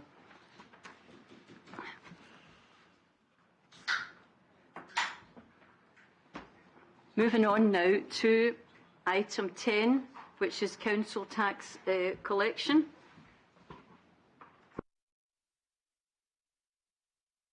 Councillor O'Donnell.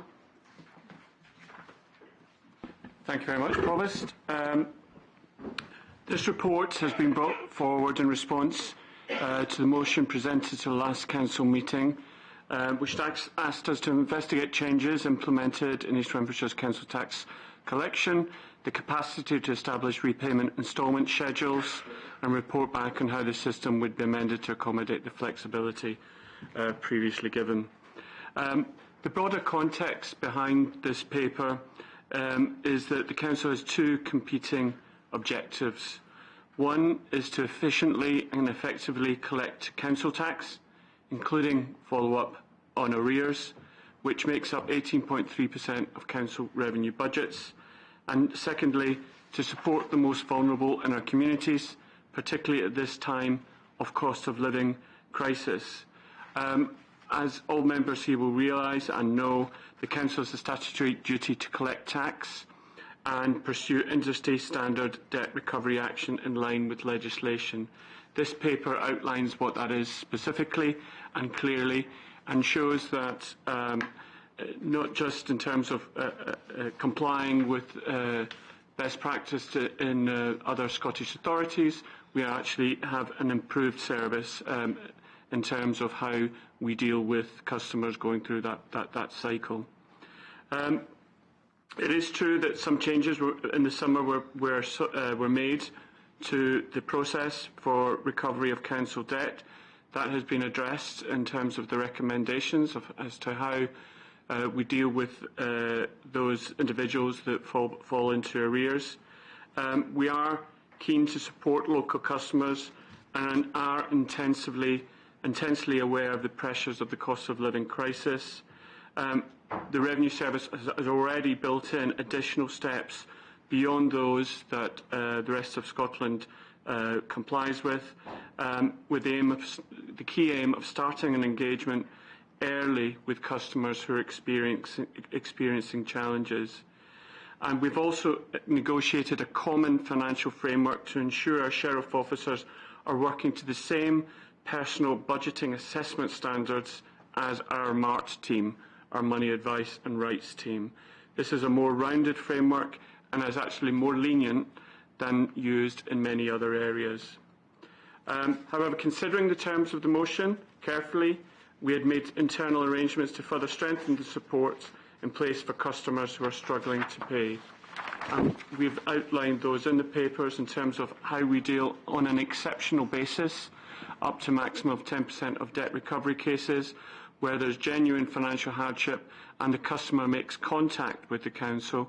We will pause recovery activity, refer the customer for a full review by MART or CAB, Citizens Advice Bureau, and then, if appropriate, enter into locally administered payment arrangements which will prevent the customer incurring the 10% statutory addition charge. In such cases, contact by the customer or their representatives, for example, one of us as a councillor, as early as possible in the process is vital. The earlier we hear from people, the more chance we have to support them through that journey. So I think that sort of summarises where we are in the paper. There's huge amounts of detail within it. Hopefully it addresses the concerns that were raised by members at the last council meeting, but I'm very happy to open it up to questions. Thank you very much, Councillor O'Donnell. If anybody would like to have a question or a comment on this, if you could indicate, and I will take a note. We have Councillor Ireland, first of all. Thank you. Pardon me. Thank you very much, Provost. And thank you very much, Louise and your team, for producing this paper that we have before us. I actually do welcome the paper. It's in response to our SNP motion from the last meeting, which was passed, so that is fabulous. I did want to ask Louise, if possible, to give a little bit, because there's some mitigation measures that have been put in place, if possible, to give some information about that very quickly, because I'm aware, I know the time is going on. And also on page 79, paragraph 38, it states we'll continue to work on our ICT system suppliers to look at potential for better linking historical customer records in the system. Is there anything you can give the Chamber about any information on that, please, Louise? Provost, thank you. Okay, thank you very much. Louise, if you would like to clarify those points, please. Sure. Thank you, Provost. And thanks, Councillor Ireland. So, as the leader outlined, the mitigations that we've put in place in response to the motion from last time were to reconsider how we handle cases where there is financial hardship. So where we are contacted by a customer directly, and we would encourage that as early as possible in the process. So, as soon as we send council tax bills out, or as soon as someone experiences trouble paying maybe one of their direct debits or a payment, we want to hear from them as soon as possible, either directly or through one of yourselves as representatives. We would then pause recovery activity till we have a look at that and make use of our Money Advice and Rights and Citizens Advice services to make sure that people have proper financial assessments done of their circumstances, and perhaps then scope for them to perhaps have an additional benefit or apply for something else that might help their broader financial circumstances. Where that is the case, we will enter into a locally administered payment arrangement. I have put caveats in the paper about we need to monitor that closely, payment arrangements aren't just about an IT system. They do require, experience tells us they require a lot of human intervention in terms of people cycling in and out of the arrangements that they make with us. So, and we have taken reductions in the last 5 years at least from the service. So we have reduced numbers of staff in there. So I need to monitor that carefully. I'll be honest, the percentage limit we've put in the paper is a bit of a guesstimate. We need to just look at that carefully, and we'll look at that in the next year as well. When we put the new bills out in March, we will look at that very carefully. We'll monitor those volumes, and we'll keep in touch with yourselves as elected members around that and what that might be meaning for us. We will also make arrangements early in the new year to publicise that we'll allow people to pay council tax over 12 months rather than 10 months. We do that in special circumstances now, but we can make that a broader thing, which will hopefully help people a bit with cost of living challenges next year, which we know will be a pressure for people. So just things like that. In terms of the system itself, we are one of around, I think it's 16 councils in Scotland that use that form of the system. The system suppliers have an annual work plan. We have fairly limited influence around that, but we do have good supplier relationships with them, so we'll continue to talk to them about that. We have asked for developments, some of the councils have asked for developments around data and being able to help people have insight that will allow us to help people earlier. So we will continue that journey with the system suppliers and look at how we can just improve these processes. Automation and the use of the systems is a really key part of how we have delivered savings and how we will deliver savings going forward. So we'll definitely continue to develop up our systems further. But you know, the mitigations that we've put in place here should hopefully respond to the ask around supporting people in financial hardship. Thank you. Okay, thank you very much. Any other points or questions? Can we agree the report? Agreed? Thank you very much.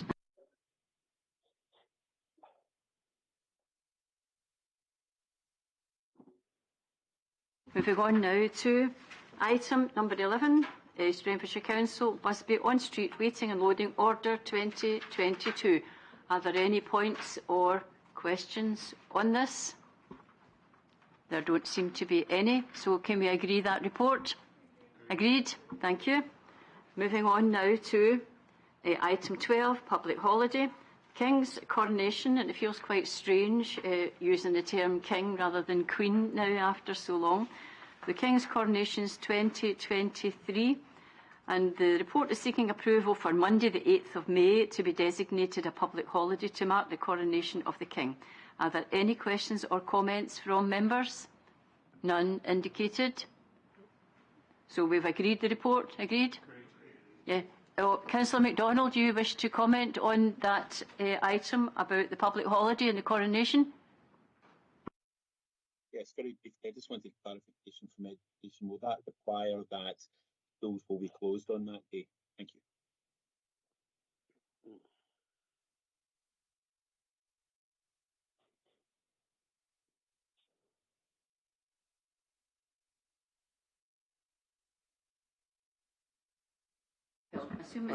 I would. Yes, Mark. You're on. Can we just, Councillor MacDonald's asking if the public holiday for the King's coronation, the schools will be off. My assumption is that they are, but do we need to wait for the formal letter coming from the Scottish Government on that? So we, depending on the Council's decision, we would apply to the Scottish Government for an exceptional closure day. But the advice from the Scottish Government is that they're anticipating that and just would wait then for us to submit that, as they did for the death of the Queen. It would be similar to that. Does that answer your question, Councillor MacDonald? It does, thank you. It does. Okay then, thank you very much. So can we agree the report? Agreed. Thank you very much. On now to item 13, that is to change the council meeting time from 7 o'clock to 5 o'clock. Are there any questions or comments from members? Councillor Wallace. Just to say that hopefully this isn't a licence for us to extend the length of a council meeting. Thanks. Councillor Ireland. Thank you very much, Provost. It was just to ask through yourself to Eamon whether any 5 o'clock. I'll be very glad. I think time, as we noticed, time is getting on. But have you looked at any alternative times, 10 in the morning, 2 in the afternoon, to see if that suits better for members of the public to come into the gallery? I just wondered if any other times had been looked at, or was it just 5? Councillor O'Donnell, and then I'll ask Eamon to come in to add to that. Thank you. In terms of alternative times, Eamon did send out a survey earlier in the year. Can't remember exactly where it was, but actually the returns from that survey were very poor and inconclusive. So in speaking to group leaders, we sort of compromised and agreed that we would give 5 o'clock a go and see if that works. But it is something, it's an issue for all of us, so it's a question of if that still remains appropriate over time. But the 5 o'clock was determined by, with prior agreement from both group leaders on the assumption that it was a test basis. We'll see how it goes and if we're happy to do that. Thank you, Provost. Just something further to add in relation to public access to the meetings that Councillor Ireland referred to. I think, yes, of course, council meetings are open to the public, but ultimately the availability of elected members to conduct the business in an efficient manner has got to be the prime consideration in when meetings take place. Bearing in mind now that the meetings are recorded and are available for viewing on the YouTube channel, and that members of the public, when they attend meetings, are sitting in the gallery in a viewing capacity and not actually in a participatory capacity, they can watch the meeting at whatever time suits themselves. So, as I say, the key factor in deciding what time's best for meetings to take place has to be the availability of elected members. There's no point in us arranging meetings at a time that doesn't suit the elected members. So elected members have got to be the primary consideration. Thank you very much. Eamon, can we agree the report? Agreed? Okay, thank you very much. Now moving to the last item on this meeting's agenda. We have another meeting. Sorry. Motions. Yeah, I know that. The last item is motions. Thanks very much. So the last item are the motions. And there are 3 motions. Motion number 1 from Councillors Morrison and Wallace. Motion number 2, Councillors O'Donnell and Anderson. Motion number 3 from Councillors Ireland and MacDonald. Because of particular circumstances, I would ask colleagues to indulge me in rearranging the order of these motions, and I am going to take motion number 3 first of all. So, Councillor Ireland, would you read out the motion first of all, then I'll have it seconded, and then we'll see if there are any amendments. So, Councillor Ireland first to read. Thank you very much, and thank you very much for agreeing to move this motion to the first one. Amelia and our mum Tricia will be very grateful and very glad to get home. They've been sitting through all this meeting with us, so I'd like to welcome them. But I do have a tiny amendment to my motion, but if I read through and then read it, it is very small. The motion reads, there are very real concerns from East Renfrewshire residents around climate change in general and the use of single-use plastics in particular.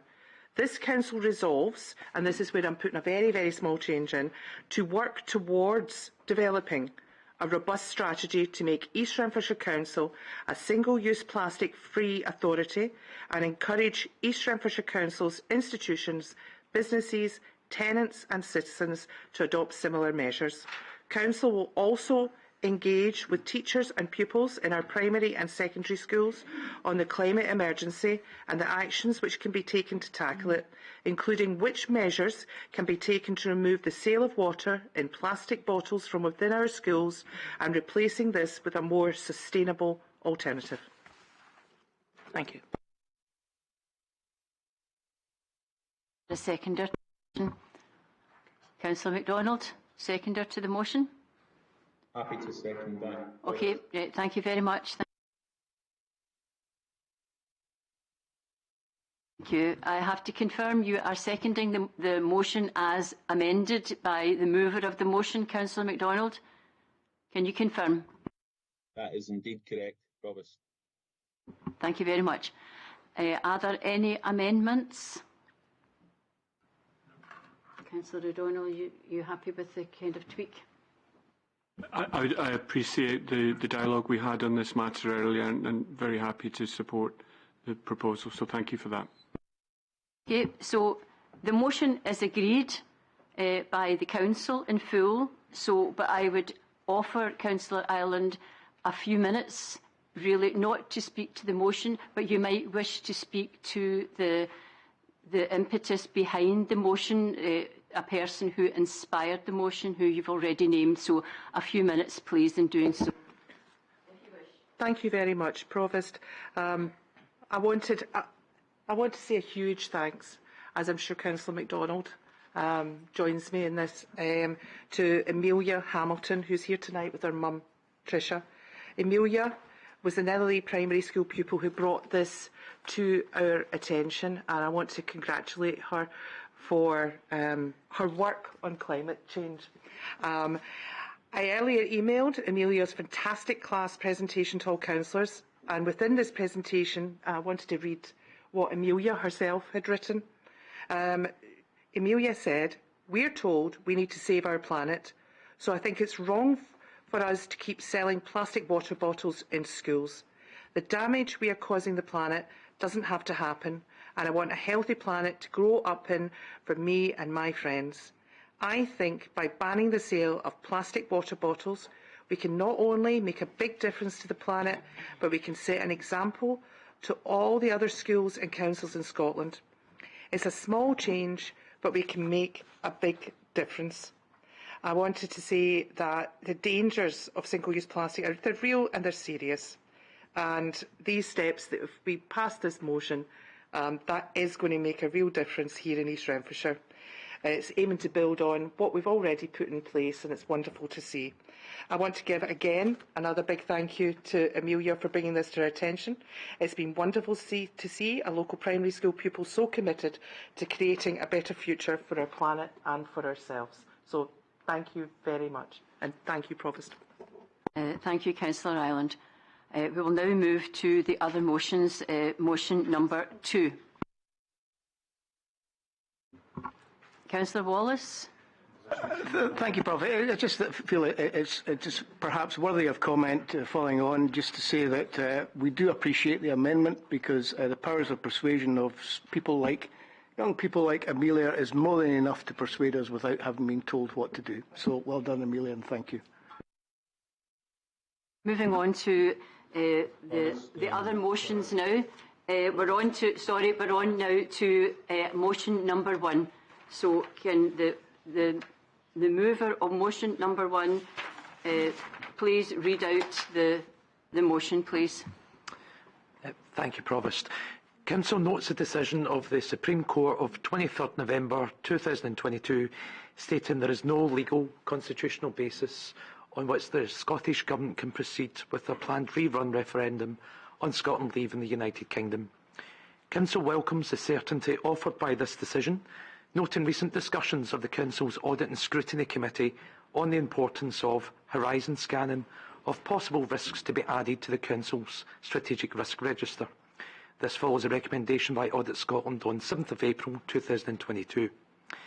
Further, Council welcomes this opportunity for public funding, civil service and Scottish Government resources to now focus on public service improvement, enhancing the services provided by local councils and in the true spirit of devolution, protecting the autonomy of local government in Scotland.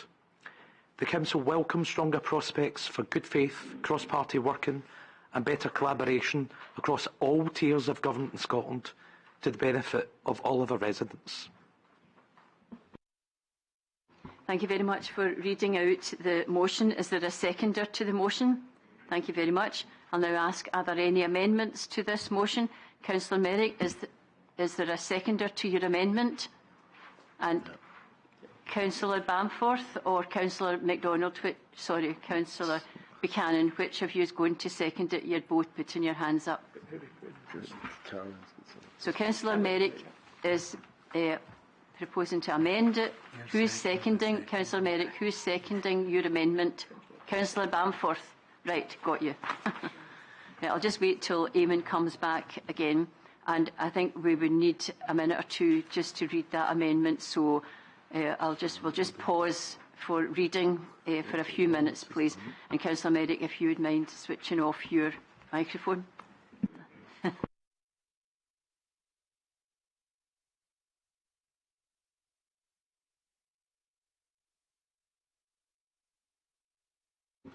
For the benefit of the councillors who are online, the amendment has been put into the chat function for you to read it too.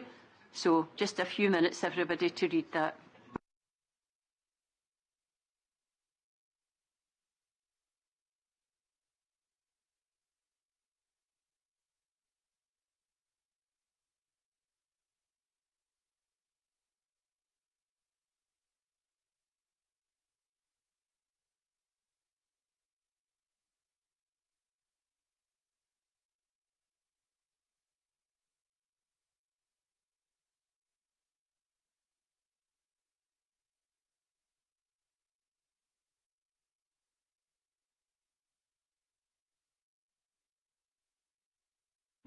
Okay, it's the usual procedure for debates. The mover of the motion has 10 minutes to speak.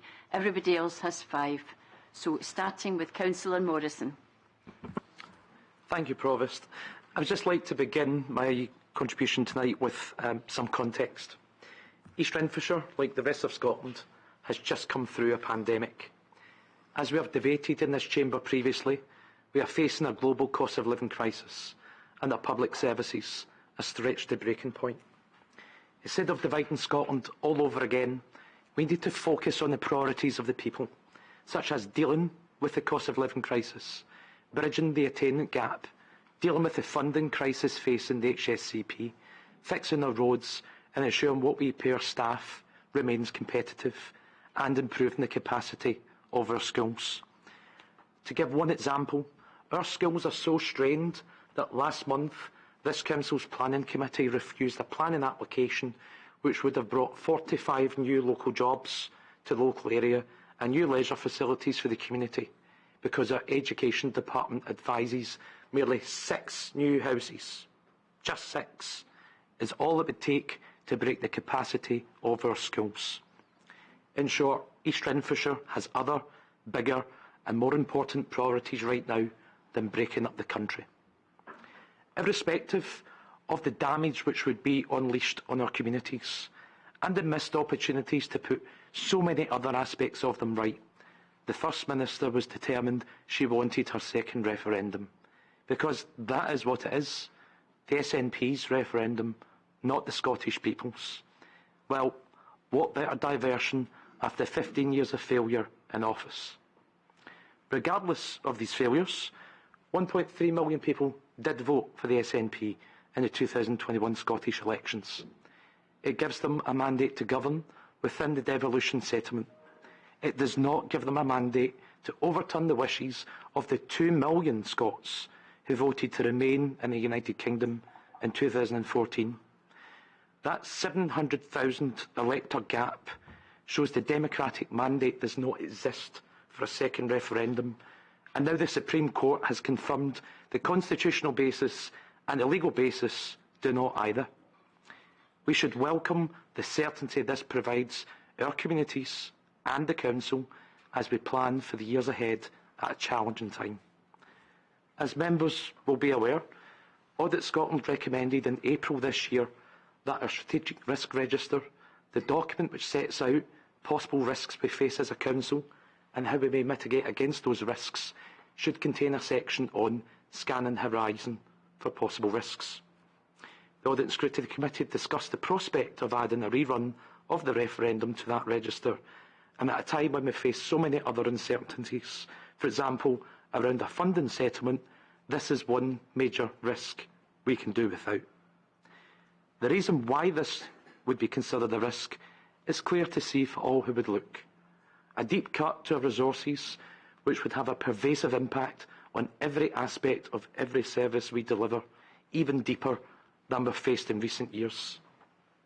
Indeed, nobody summarises how bad the current situation is than Councillor Tony Buchanan, leader of the SNP group, when he said to COSLA earlier this month, and I quote, "Over recent years, councils have protected areas like childcare and education by cutting other services. But the scale of the financial pressures this year mean that everything needs to be considered." Provost, this is a state of play after factoring in the £2,184 per year union dividend for every man, woman and child in this country. The Scottish Government currently benefits from the pooling and sharing of resources, which exists across the UK. Just imagine how much more acute the situation would be if we stood alone. Though why the Scottish Government leave us in such a tough predicament when they have a record level of funding is a matter best known only to themselves. So lavish the UK block grant, the Scottish Government underspent their budget this year by £2 billion, according to Audit Scotland in a report earlier this month, and squandered hundreds of millions on direct interventions in the private sector with little to no return on public investment. Public return on investment. Perhaps the recorded £2 billion underspend was for the SNP's independence war chest, like the £20 million the SNP ring-fence for a referendum which has no path to being legally valid, or the 11 civil servants and government officials paid for by the public purse, working exclusively on breaking up Britain. If only we had 11 Scottish Government civil servants dedicated to levelling up local government and finding efficiencies in how we go about our business, Provost, how much better things may be for our residents and for our staff. And as for the SNP's national pet projects, let's look at what we and local government play second fiddle to. Prestwick Airport, BIFAB, Liberty Steel, Ferguson's, climate change reparations, foreign embassies, when foreign affairs aren't even devolved. The SNP always have money for whichever projects will help further their party political objectives, but never money for us in local government, money for education, for maintaining local roads, for social care, for local civil servants, refuse collection, recycling, the list goes on. I expect SNP members and their contributions will say these direct interventions in failing private businesses is to save jobs. Look, saving jobs is a laudable aim. I agree with that. When it comes at the cost of risking jobs in local government and the services which our residents value, is it hardly any wonder the Auditor General calls for more transparency and a more vigorous framework for these SNP financial interventions in future. It's not a case of the Scottish Government not having enough money. They do have the money, but sadly it's been spent on the wrong priorities within a weak framework which lacks scrutiny and transparency. In short, the Scottish Government needs to open the books and show where the money which should have come to local councils has actually gone. In short, this council faces enough risks as things stand in the face of deep budget cuts, and we should welcome the certainty afforded by the Supreme Court's decision. With Indiref 2 off the table, where the Scottish people put it 8 years ago, we can now focus on the most local tier of the devolution process. That's us in local government. Because you see, Provost, so much public debate revolves around the UK Parliament and the Scottish Parliament as if they are two competing forces rather than two collaborative forces working for all of Scotland. And in all of that media and political focus which is consumed by the constitutional debate, we in local government are forgotten. We should remember that devolution does not end with the Scottish Parliament. In fact, from there is where it should begin. And now we know the constitutional arrangements for Scotland for the years ahead. This presents the Scottish Government with an opportunity to look at that missing piece of the devolution project. Power, autonomy and financial resources being bestowed at the most local level possible. That is surely us in local government. But what we've seen over the last 15 years is an erosion of that autonomy, our budget, our powers and our ability to deliver on local priorities. For example, non-domestic rates, police, fire, their potentially care services, all centralised. Large segments of our budget ring-fenced. A scope to determine how services are provided sucked away to central government. Provost, I would put it to the Chamber. If the UK Government treated the Scottish Government in the same manner the Scottish Government treat us in local government, there would be a national outcry. The SNP may claim those of us who recognise and welcome the Supreme Court's findings are anti-devolution, but I would put it, based on their record and what I've said, their actions and their intentions, the SNP are, point of fact, the most anti-devolution party in Scotland. Just look at how they've treated us for the last decade and a half. But with all that being said, tonight can be a turning point. This is the moment where we can put the divisions of the past behind us and focus on working together as a council. And I believe since May, we have taken good steps towards doing so. For example, we submitted a very constructive bid for UK Government levelling up funding to level up communities such as Barrhead and Thornley Bank. We've all taken part in a working group to help our residents with the cost of living crisis, with £4.4 million of support offered. We've got a new strategy rolling out defibrillators, which works with the charitable and third sector to deliver that. That's one of 3 items raised by the SNP in opposition. Could you finish up, which we're now working Councillor together Morrison? as a council. So to conclude, there's so much more to say, but to conclude, it's early days, but this is one of the most collaborative councils. Let's back this motion tonight to say we put people before politics and put services over separation. Thank you. Thank you, Councillor Morrison. Councillor.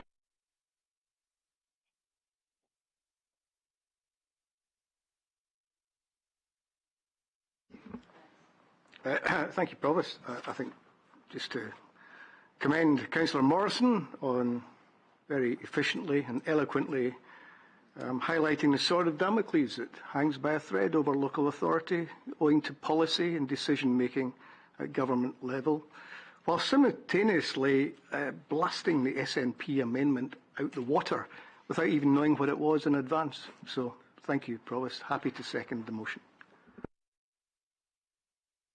Thank you very much, Councillor Wallace. I'll move now to the amendment. Councillor Merrick, in 5 minutes as well, please, if you need it. Thank you, Provost. I will probably do a bit better to stick to the point, so I don't think I'll use the full 5 or 10 minutes, but I'll not need the full 10 minutes. Let me begin by pointing out that the Tory motion is not competent.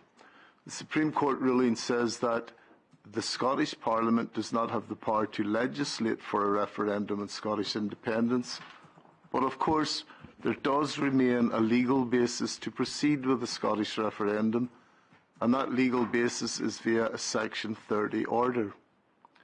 That's what happened back in 2014 before Better Together, Project Fear, the famous Westminster Vow, and Brexit, which is almost whispered now, to name but a few. Neither would it simply be a rerun of 2014, which is somewhat different from Tory leadership elections, which were recently being rerun on an almost monthly basis. Colleagues, things across the UK have changed utterly since 2014, and that's 4 or 5 Tory Prime Ministers ago. With the broken promises of 2014 still ringing in people's ears, with the repercussions of the Tories' hard breakfast becoming more obvious, and also Sir Keir's Labour now promising to make Brexit work, whatever that means, as he drags his Labour Party ever more to the right, tripping over themselves as they try to out-Tory the Tories. Again. Mandate upon mandate and opinion poll upon opinion poll continue to indicate clear and increasing demand for a referendum in Scotland across this country. It should by now be obvious to our Tory colleagues, our Labour colleagues, and indeed all our elected members that you may delay democracy, but only for a while. Ultimately, you can't deny it. Polling shows that the more Westminster parties deny Scotland its voice, the more support for an independence referendum grows. We listened to the hypocrisy of Tory talk about public funding. But wasn't it Westminster Tory short-sightedness and their imposition of years of austerity that first put us into the economic mess that we find ourselves still living through? And wasn't it their structural underfunding of UK infrastructure and its carry-through via the Barnett formula to Scotland's finances? Isn't it that that's at fault? What about their Brexit mantra, take back control, which ultimately does nothing but narrow the life chances and economic prosperity for people living in Scotland? And didn't their last Prime Minister, but one, just a couple of months ago, roll the economic die, losing billions of pounds? Billions that their latest new Chancellor is now recouping with, for example, draconian pay freezes. Must hard-working people and families in Scotland who haven't voted Tory for a great many decades keep paying for Westminster ineptitude and consign our young to austerity on steroids? I commend the amendment. Thank you, Councillor Merrick. And Councillor Bamforth, and again, 5 minutes, please. Thank you. Could you ensure before I start that Councillor Edlin refrains from shouting during other councillors speaking? Sorry. Yeah. Councillor Bamforth, there has been kind of under the breath comments which were a few, but they've stopped. So I'm quite able to keep control of the meeting. So if you would continue with your 5 minutes now, please. Thank you. I'm very bemused by this motion. Some of what I'm going to say is repeating what Councillor Merrick says. Have the Tories actually read the decision, which did not state that there's no constitutional basis for a second independence referendum? There is a legal mechanism, as previously stated, being a Section 30 order. The Smith Commission, which was signed by all parties in 2014, explicitly states that nothing in this report prevents Scotland becoming an independent country in the future should the people of Scotland so choose. The question was whether the Scottish Government could call a referendum without a Section 30 order. If the UK Government are so certain that there's no appetite, they would grant a Section 30 order. But they know, and we know, that there is. As I'm sure the Tories and Labour councillors here are aware, there have been 5 very recent polls showing a majority of Scots would now vote for independence. Certainly a lot more than who voted for Brexit in Scotland as a country or the UK as a whole recently. So they're running scared of what they know is inevitable. As for the mention of certainty in the motion, it's just laughable. Look at the state of the UK finances, which have been utterly destroyed over the past 12 years by the successive Tory governments. I don't know about anyone else, but I don't find any certainty there. They're all too quick to blame Putin and the Ukrainian crisis, but the UK was in very dire straits well before this, and it's despicable to hang the blame on the human tragedy of Ukraine. But then, what do we expect from the Tories, locally or nationally? Even within Scotland, we've got a Tory-Labour coalition council in Stirling refusing to agree a proposal offering all secondary school children a free soup and a roll throughout the winter months. Clearly that decision, like the 43 decisions agreed by Labour and Tory councillors here in East Renfrewshire, were voted down simply because it was an SNP suggestion, not because it was the right thing to do. 43 times Labour and Tories have voted together since this new administration came into being in May. Therefore, your mention of good faith, cross-party working is meaningless and shallow. Going back to certainty, the position we're now in is that we've got the highest inflation rate in the G7 due to Tory mismanagement of the economy. Jeremy Hunt admits there's a fiscal hole of £55 billion that needs to be filled, so taxes will need to rise and cuts made. This, of course, was exacerbated by Liz Truss's disastrous mini-budget, whose election to Prime Minister was apparently proudly helped by our own Gordon Wallace, as he mentioned at a previous council meeting. Well done, Councillor Wallace. The Scottish Government has also had to spend £1.4 billion to mitigate some of the UK Tory Government's welfare benefit cuts, increasing payments to our most vulnerable children to £25 a week, and I could go on. By the end of 2021, Brexit had already cost UK households £5.8 billion in higher food prices. Mark Carney, the Bank of England Governor, predicted this in 2016. The UK economy as a whole has been permanently damaged by Brexit, according to Michael Saunders, an external member of the Central Bank's Monetary Policy Committee. The OBR, the Office of Budget Responsibility, have stated that Brexit has cost £1,200 per person so far. Now, I've mentioned Brexit as a motion specifically mentions the Council's Strategic Risk Register and horizon scanning. Councillors will be aware that Brexit was included in the Strategic Risk Register for several years and is still a major risk, and we've all seen the impacts on our capital projects here. Independence, however, isn't on the risk register, but it should be on the ballot paper, as Scotland simply cannot afford to remain in this broken UK. Please approve the amendment calling on the Council leader to write to the UK Prime Minister and ask for a Section 30 order be granted so that Scottish democracy is respected and the will of the Scottish people is expressed. Thank you.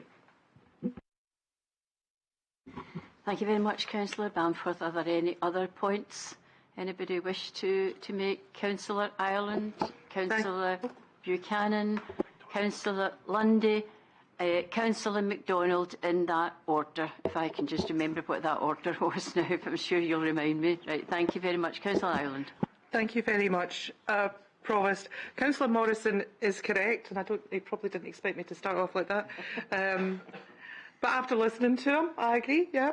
Councillor Morrison is correct. This is the most collaborative council. But that collaboration only goes as far as between the Labour Party and the Conservatives. And as my colleague has just stated, 43 votes and counting, and I think we're just about to go up to 44. I wanted to comment briefly on the paragraph which talks of the audit and scrutiny matters. The papers for the meeting in September did indeed talk of horizon scanning. This was to provide a high-level overview of areas that are currently being considered but have not resulted in a risk being added to the Strategic Risk Register. Heaven knows the Conservatives have tried over the last 5 years. I think it was Councillor Swift who at every single time that the Strategic Risk Register came up before audit and scrutiny would ask, and he was always told there is no need. Thank you. Councillor Wallace, I think it was, did request that an independence referendum be added to the risk register, just like his predecessor, Councillor Swift. But he was informed that all risks remained under review and were included in the risk register when the corporate management team considered it appropriate. It is very important to state that any risk that the Tories associate with Scottish independence are not currently on the Strategic Risk Register. With regard to the Supreme Court judgment, the one thing that's came out of it, and it's an absolute certainty that every single person living in Scotland now has, is that we do not, nor have we ever been part of a voluntary union of equals, and it has just shown for everybody to see. Though, it has to be said, and thank you very much, that we're now I had written 4 polls in counting, but as of today, it's 5 polls in counting in a row showing strong support for independence. The tactics of the Tories are simply not working. I thoroughly agree with our amendment's call that Scottish democracy and the will of the Scottish people is expressed. Thank you very much. Thank you, Councillor Ireland. I think it was Councillor Buchanan, then Councillor Lundy, then Councillor MacDonald. Councillor Buchanan. Thank you, Provost. It's a strange way to have a motion that's looking at collaboration, but initially then coming out and condemning everything that you perhaps may believe in. But nonetheless, it's disappointing, but not surprising that we have this motion, because this motion, or a version of it in various guises, has done the rounds in every authority and has been put forward by either the Tories or indeed in some cases Labour in some authorities, stating the same thing, either around the £20 million or here's misappropriation of funds, here's a misspending of funds. But let's just touch on some of that, because this motion is merely trying to deflect attention, not just from reality, but from the very real issues that are facing people, families and individuals across not just Scotland, but across the United Kingdom. The current UK government are responsible for the mismanagement of our economy through their cronyism, through their protectionism of their own, and through general ineptitude. We currently, as an example, are paying the highest energy prices in the world. Not just Europe, but globally the highest energy prices. And yet we are an extremely energy-rich nation. Not just here in Scotland, where we have the highest energy prices and highest energy costs and bills in the UK, and yet we are a net provider of that very energy. So something's wrong somewhere. And where is it all going? We currently see daily attacks on working people for standing up for their rights, taking industrial action to better the salaries that currently exist, particularly across the public sector, while the private sector continues to grow at a significantly higher rate. Again, a huge problem. We are subjected to a Brexit that we didn't vote for. Indeed, we are held under the cosh of a government that we didn't vote for. Councillor Morrison touched on some figures. Well, we can give you some more figures. About 30 million that went to Matt Hancock's neighbour for PPE that was never delivered. Perhaps 450 million on a ventilator challenge, all very worthy, except it didn't deliver any ventilators. Some of the other issues that have come up more recently, 1.3 million on a focus group for Rishi Sunak to make him more appealing to the public, 4.3 billion of COVID loan fraud, 140 million on our inept Rwanda policy. Needless to say, I shouldn't really need to mention Baroness Moan and the current scandal around that significant aspect of PPE. And indeed, of course, there was then Trussonomics and the impact that Liz Truss and our Chancellor had on the economy. 40 billion wiped off our current economy and our GDP overnight because of inept decision-making. Again, a scandal that is trying to be deflected from. Colleagues, it was mentioned earlier, I know Councillor Allen mentioned audit and scrutiny, and Councillor Morrison touched on audit and scrutiny, but what he didn't mention was also at that meeting I highlighted the point that rather than the threat of independence, independence is necessary for us going forward, because it's the only way that we can escape from the ineptitude that we are currently faced with. And if I touch on some other things that Councillor Morrison also touched on, areas that he felt that the Scottish Government hadn't spent money appropriately. But where we do spend it, much better than currently happens in England, and certainly we don't have any authorities that are currently looking at bankruptcy, which is happening across the LGA. But tuition fees, prescription charges, mitigation of the bedroom tax, child payment, early learning. Sorry, I'm just finishing, Provost, thank you. All of these which assist with the cost of living crisis that we currently find ourselves in, all of which help the people of Scotland, none of which are delivered in England by a Conservative government. Thank you, Councillor Buchanan.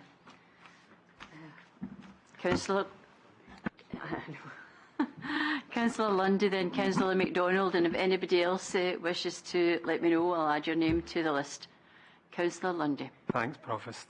We're having this debate tonight because the Tories are refusing to accept the democratic will of the people of Scotland. The UK clearly is no longer a voluntary union of nations. Since 2014, the SNP has won every election in Scotland. One in 2015, one in 2016, two in 2017, two in 2019, one in 2021, and the council election this year. In 2021, the people of Scotland voted and independent supporting parties formed a majority in the Scottish Parliament. The last 5 polls, all since the Supreme Court ruling, suggest a significant rise in the support for independence. The people of Scotland deserve the right to choose. Whilst the Tories, supported by Labour, complain about the Scottish Government doing what they were elected to do, we are in a situation where we have had 3 Prime Ministers this year, 2 of which have had no mandate. The Tory motion mentions the certainty offered by this decision. Let's talk about the certainty of living within the UK. Dodgy multi-million-pound COVID PPE deals such as those awarded to Baroness Moan, Matt Hancock's neighbour, and a family-run pest control company with 16 employees and net assets of £18,000. £11 million on blue passports, £120 million on the Festival of Brexit, £46 million on the Get Ready for Brexit campaign. No one is ready for Brexit. Brexit's harming our country, and no matter how many times Keir Starmer says it, we can't make Brexit work. Liz Truss, Kwasi Kwarteng, need I say more? To me, it's very simple. The SNP was elected on a mandate to deliver an independence referendum for the people of Scotland. We will take no lectures from the Tories or anyone else in the chamber on democracy. Support the amendment. Councillor MacDonald.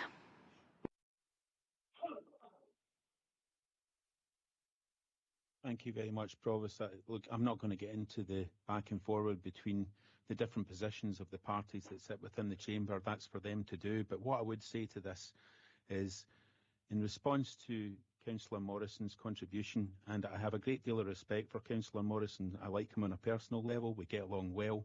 I do differ with him on opinion on this. But what I would say, when he suggests that 2 million Scots voters in Scotland in 2014 voted to remain as part of the UK.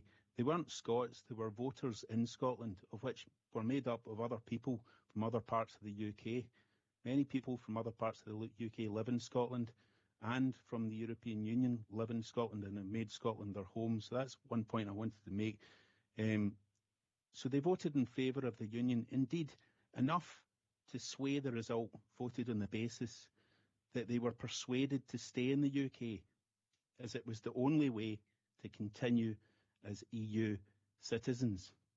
So it's little wonder that many people feel that they were sold a pig in a poke, when only 19 months later, in the summer of 2016, the people of Scotland, of whom 65% voted to stay in the EU, were out, dragged out by voters elsewhere in the UK. And that is just something that can't be ignored. It's the biggest elephant in the room. There has been a very material change that has changed the situation that, in my view, requires another opportunity being given to the people of Scotland to decide.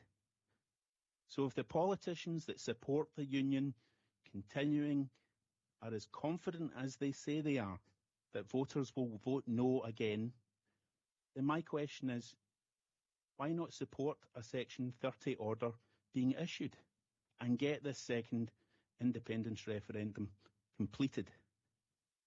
You're confident you'll win it, so why not go for it? It's not going to go away. Indeed, this situation is going to gain strength. So in my mind, it would be best for all politicians to support a second referendum and to allow the democratic will of the people to be recorded and carried forward. Regardless of the result, it's what is called a healthy democracy. Thank you.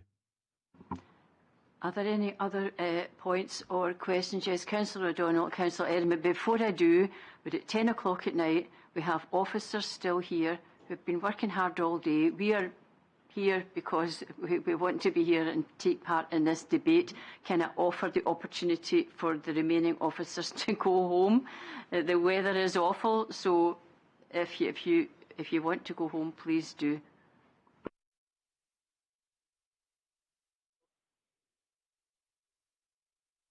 Councillor O'Donnell, then Councillor Edlin.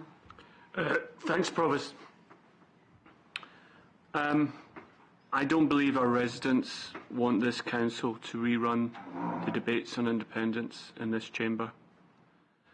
They want all parties, all of us, including independents, to work together to deal with their cost of living crisis and to deal with the increasing education attainment gap and to maintain our excellent services in an environment where we've got major budget cuts. I think they would be horrified by what they have seen and heard in this debate so far.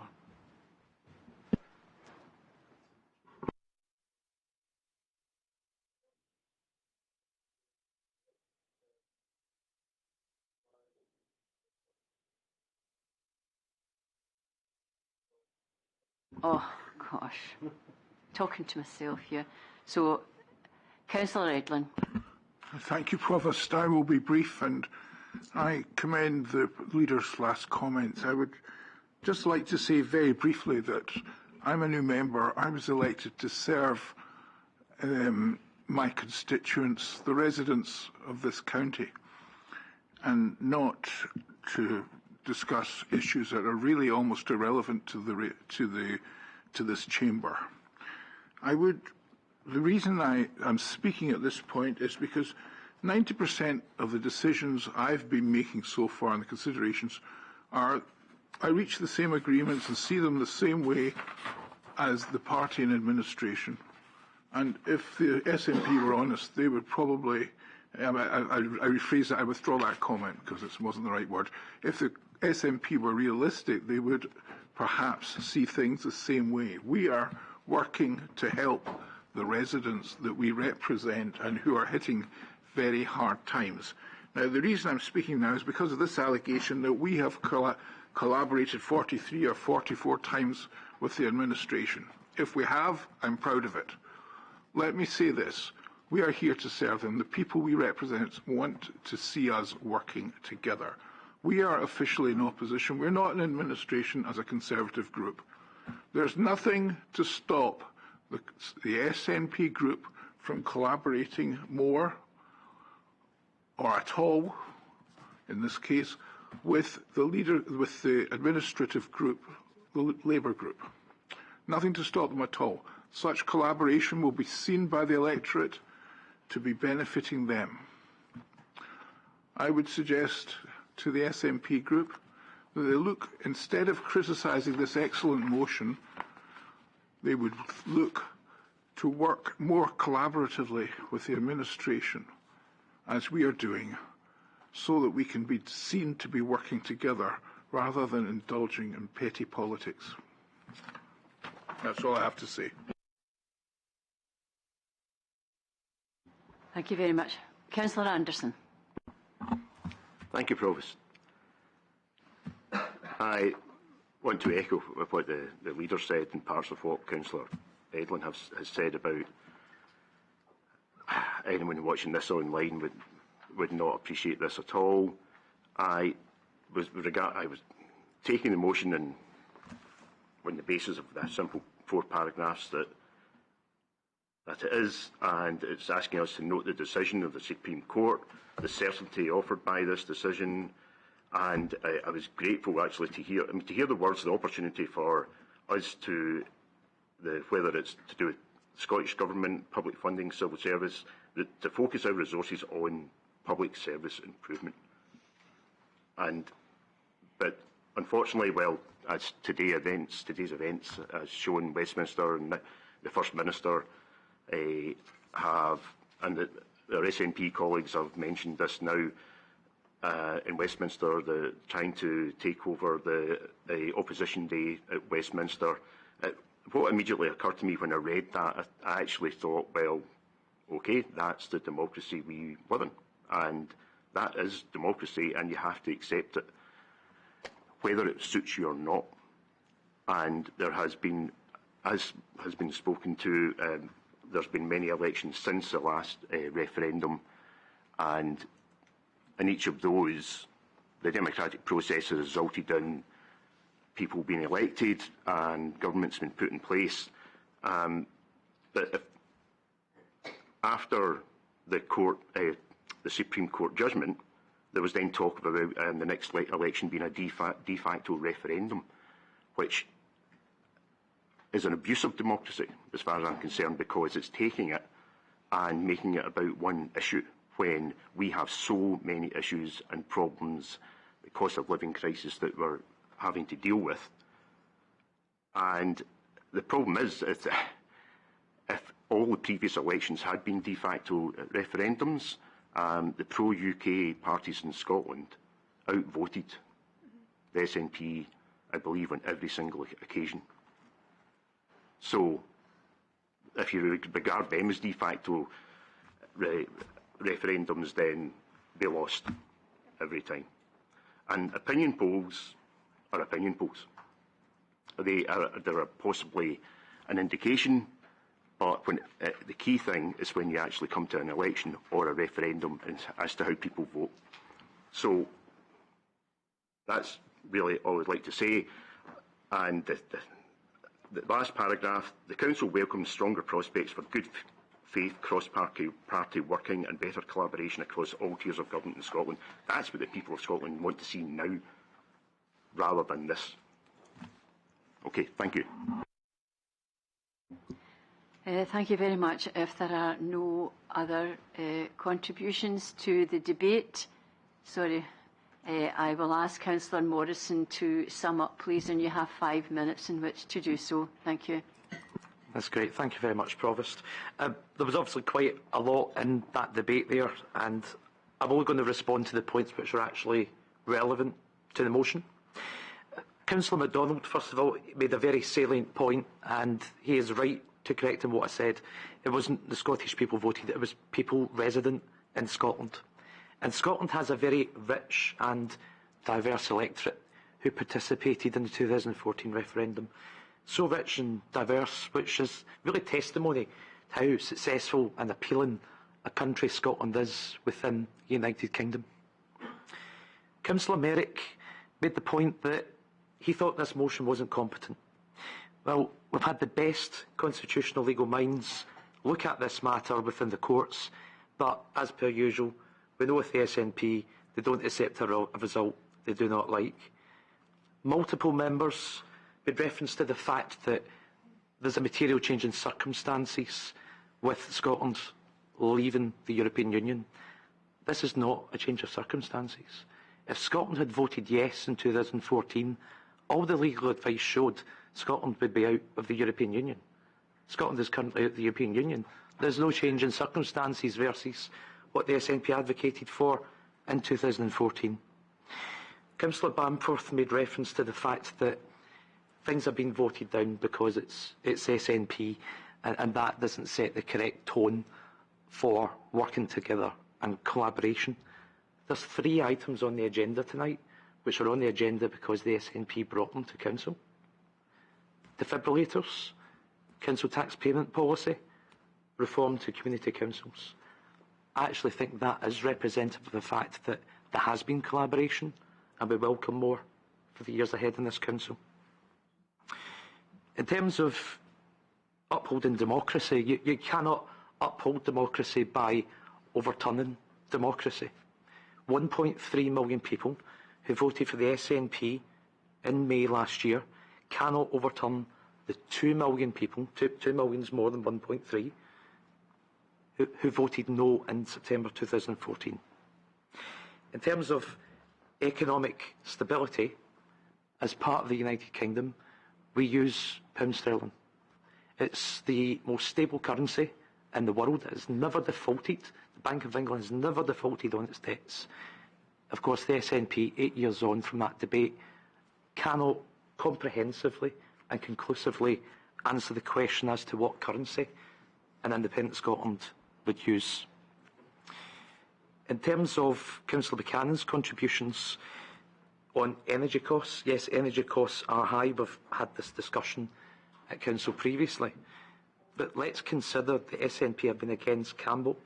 The SNP have been against other new oil and gas extractions, despite the vast natural resources we are lucky to have on our shores. Now, I don't believe that's actually because it's SNP policy. It's because the SNP are in hock to the Green Party in Holyrood, and they're not actually able to pursue these matters, perhaps, in the way that they would like. This motion is not to deflect, as Councillor Buchanan said. This motion is actually very timely, because we have the Scottish Government budget tomorrow, which will have a very dramatic impact, potentially, on the services provided by this Council. I appreciate we have motion 2 ahead of us, which will look at that in more detail. So I would simply say we've had the debate.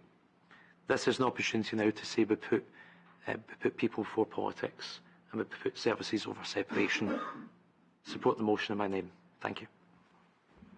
Thank you very much, Councillor Morrison, and I applaud your timing right to the very wire. So, okay, we have a motion seconded. We have an amendment seconded. I'm now going to hand over to Eamon to conduct the voting. Is there a point of order? That's the only way you can speak. I think it might be. Can I not sum up? No. Okay. It's procedure. So, Council, I'm going to hand over to Eamon now. Thank you, Provost. We have the motion put forward by Councillor Morrison and seconded by Councillor Wallace as printed on the agenda. The amendment from Councillor Merrick, seconded by Councillor Bamforth, was as circulated and was as made available for members online in the chat function. Again, I'll do a roll call vote and call in alphabetical order. So, Councillor Anderson. For the motion. Councillor Bamforth. Amendment. Councillor Buchanan. Amendment. Councillor Campbell. Motion. Councillor Convery. Amendment. Councillor Devlin. Motion. Councillor Edlin. Motion. Councillor Ireland. Amendment. Councillor Lundy. Amendment. Councillor MacDonald. Amendment. Councillor Merrick. Amendment. Provost Montague. The motion, thanks. Councillor Morrison. Motion. Councillor O'Donnell. Motion.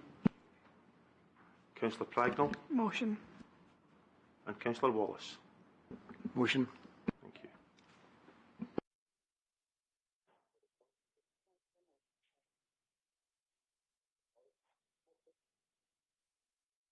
you.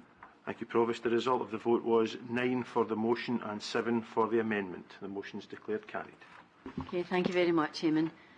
I'll now come to motion number 2, which is being proposed by Councillor O'Donnell, seconded by Councillor Anderson.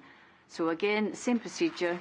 I'll invite Councillor O'Donnell to read the motion, confirm Councillor Anderson as seconder of the motion, and then I will ask for any amendments. So, Councillor O'Donnell, first of all. Thank you, Provost. East Renfrewshire Council is facing unprecedented cuts in budget funding over the next 3 financial years, amounting to over 30 million in the core council budget, with additional cuts facing the East Renfrewshire Health and Social Care Partnership, the HSCP, of around 20 million, and East Renfrewshire Culture and Leisure Trust, ERCLT, of 2 million. Council acknowledges that this scale of cuts will undoubtedly result in significant job losses and reduction in services to our residents, including in education, social care and the environment. Council notes that no one in the Council wants to implement this level of cuts, but that the Council and its officers have no choice but to produce a legally balanced budget. Council further acknowledges that the Council is efficiently managed and controlled, as evidenced by Audit Scotland and the results of the Local Authority Benchmarking Review, where East Renfrewshire is consistently shown to be a top council performer, particularly with respect to education, and the East Renfrewshire Health and Social Care Partnership being recognised as one of the best performing partnerships in Scotland. In simple terms, this level of cuts is down to a flat cash budget settlement from the Scottish Government when inflation is currently at 11.1% and unlikely to approach close to 2% over the period of this 3-year budget cycle. Council notes that this settlement continues the trend of less than inflationary budget settlements over the last 15 years, which makes this year's budget savings targets much harder to deliver. Council supports and agrees with COSLA's negotiating and budget lobbying position with the Scottish Government as agreed on 25th of November, and in particular seeking a meeting of political group leaders with the Deputy First Minister to impress on the Scottish Government the seriousness of the financial situation facing local government, seeking a meeting of political group leaders with local government trade union representatives to discuss a joint approach to budget lobbying and the protection of local public services, and COSLA officers to work up a detailed case for a budget ask based on the need for £1 billion plus additional funding to sustain vital local services. Council asks for the Chief Executive to write to the Scottish Government demanding a fairer budget funding settlement for East Renfrewshire that takes account of inflationary pressures, the impact of local government cuts on job losses and local service delivery, and the consequential recessionary impact not just in the local East Renfrewshire economy but across Scotland nationally.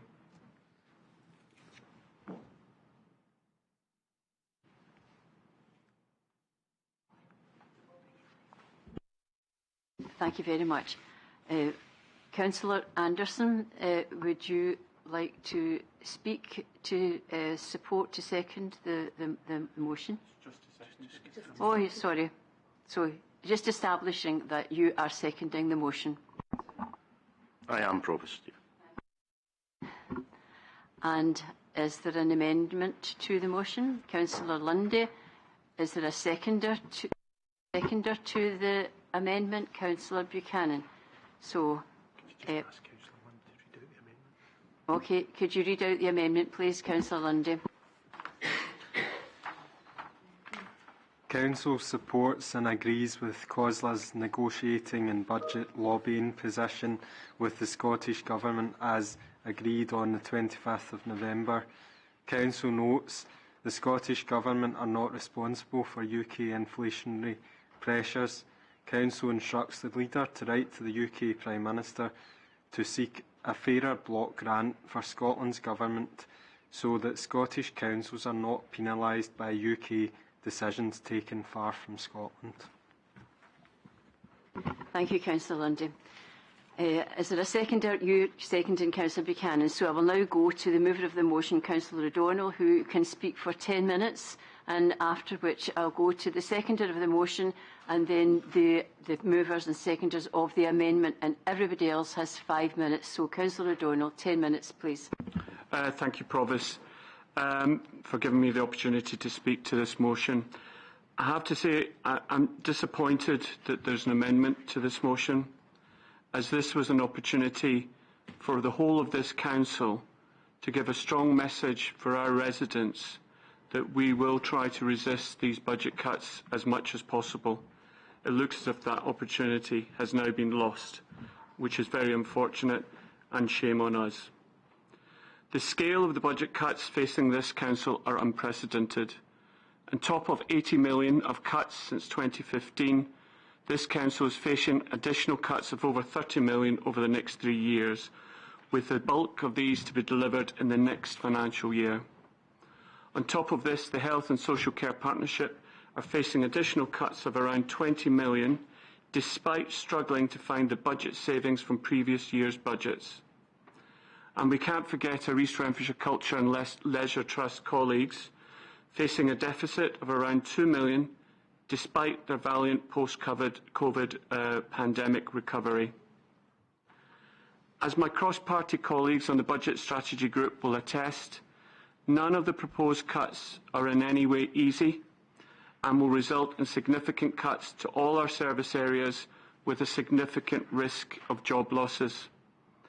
The scale of these cuts means it is incredibly difficult to protect any one service. Education could bear the brunt of these cuts due to their budget dwarfing all other budgets. Our proud standing as the best performing local authority in Scotland is at significant risk. We have still much to do in education in raising standards, improving life chances and reducing the attainment gap, the key policy initiative for lifting people out of poverty. And that is something that all of this council agrees with. And it is not just education that will be impacted. Our environmental services, our roads, our grass cutting, our gritting, our bin collections are all under threat. And why are we in this position? It's because the Scottish Government has made a conscious decision to give a flat cash 3-year budget settlement when inflation is currently 11% and unlikely to dip below 2% in this budget cycle. This amounts to the £30 million gap. Some 72% of our budget settlement comes direct from the Scottish Government and only 18% from council tax. We are not in this position because of poor financial management. Indeed, this council is consistently seen as one of the most efficient and top-performing councils in Scotland. We should be congratulating them on this and asking them with confidence to invest more into our communities, not less. It is no consolation to note that all councils in Scotland are in the same sorry position. Even our colleagues in police and fire are facing similar levels of cuts, potentially impacting the safety of our communities and most vulnerable. However, I am pleased to say we do have support from all council group leaders in COSLA with our Budget Save Our Services campaign. They have been very clear and unambiguous on the impact of these cuts on delivery of services, and this cuts across party lines, unlike in this chamber. To quote on climate change, Scotland's climate targets are in danger of becoming meaningless unless the Scottish Government significantly increases funding to local authorities being one of the biggest delivery partners in achieving those targets. To quote on education, and that's actually already been mentioned, money invested in education directly supports improved outcomes for children and families, but the scale of the financial pressures this year means everything needs to be considered. A quote from Councillor Tony Buchanan, COSLA Children and Young People spokesperson. Again on education, we are at a crisis point like never before. Spending plans need to be reconsidered. This from COSLA's resources spokesperson. And to quote on health and social care, the proposed cuts amount to the equivalent across Scotland of 5,000 fewer social workers, or a reduction in half of council-provided home care for those over 65. Stark warnings indeed, and that's why I ask in this motion for Council to support and agree with COSLA's negotiating and budget lobbying position based on the need for an additional £1 billion of additional funding just to sustain vital local services, of which our share would be around £30 million for core council services alone.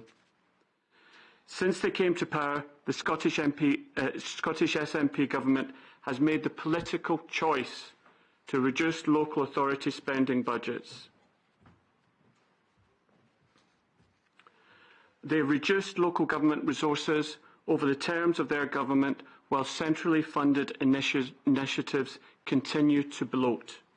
And to quote the Auditor-General when reviewing their most recently published accounts, where the Scottish Government had underspent its budget by £2 billion, while its investments in Burnt Island, Ferguson Marine, Lochaber Smelter and Prestwick Airports, to quote, has not delivered expected outcomes and unlikely to achieve value for money.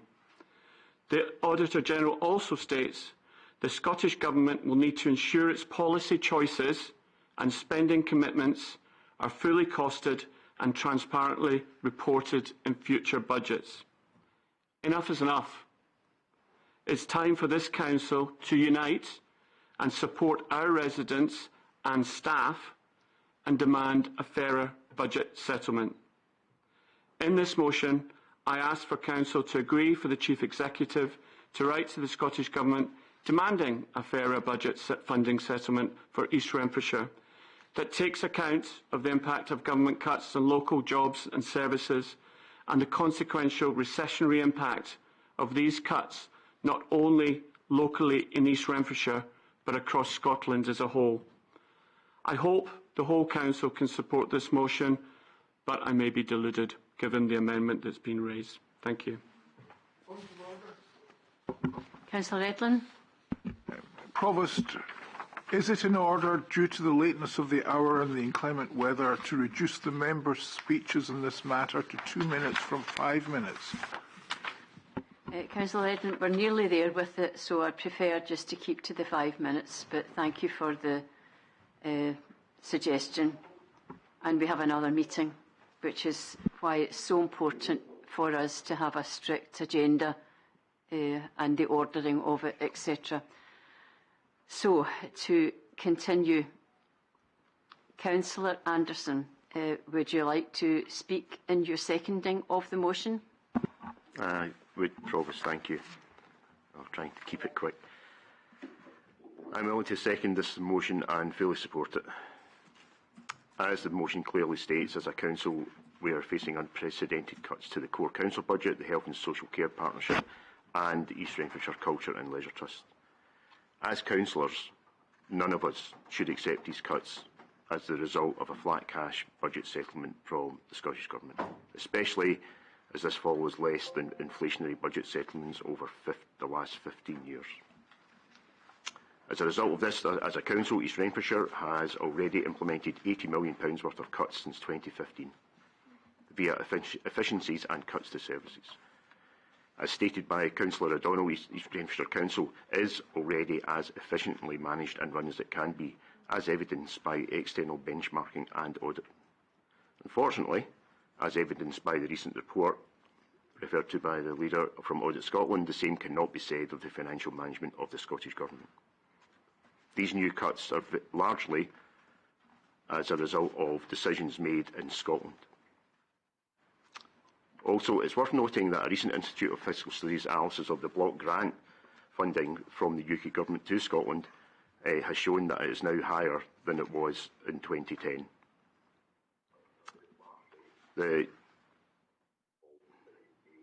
Unfortunately, during that time, for local government in Scotland, the proportion of the block grant passed on to local councils from the Scottish Government has decreased from 33% to 24%.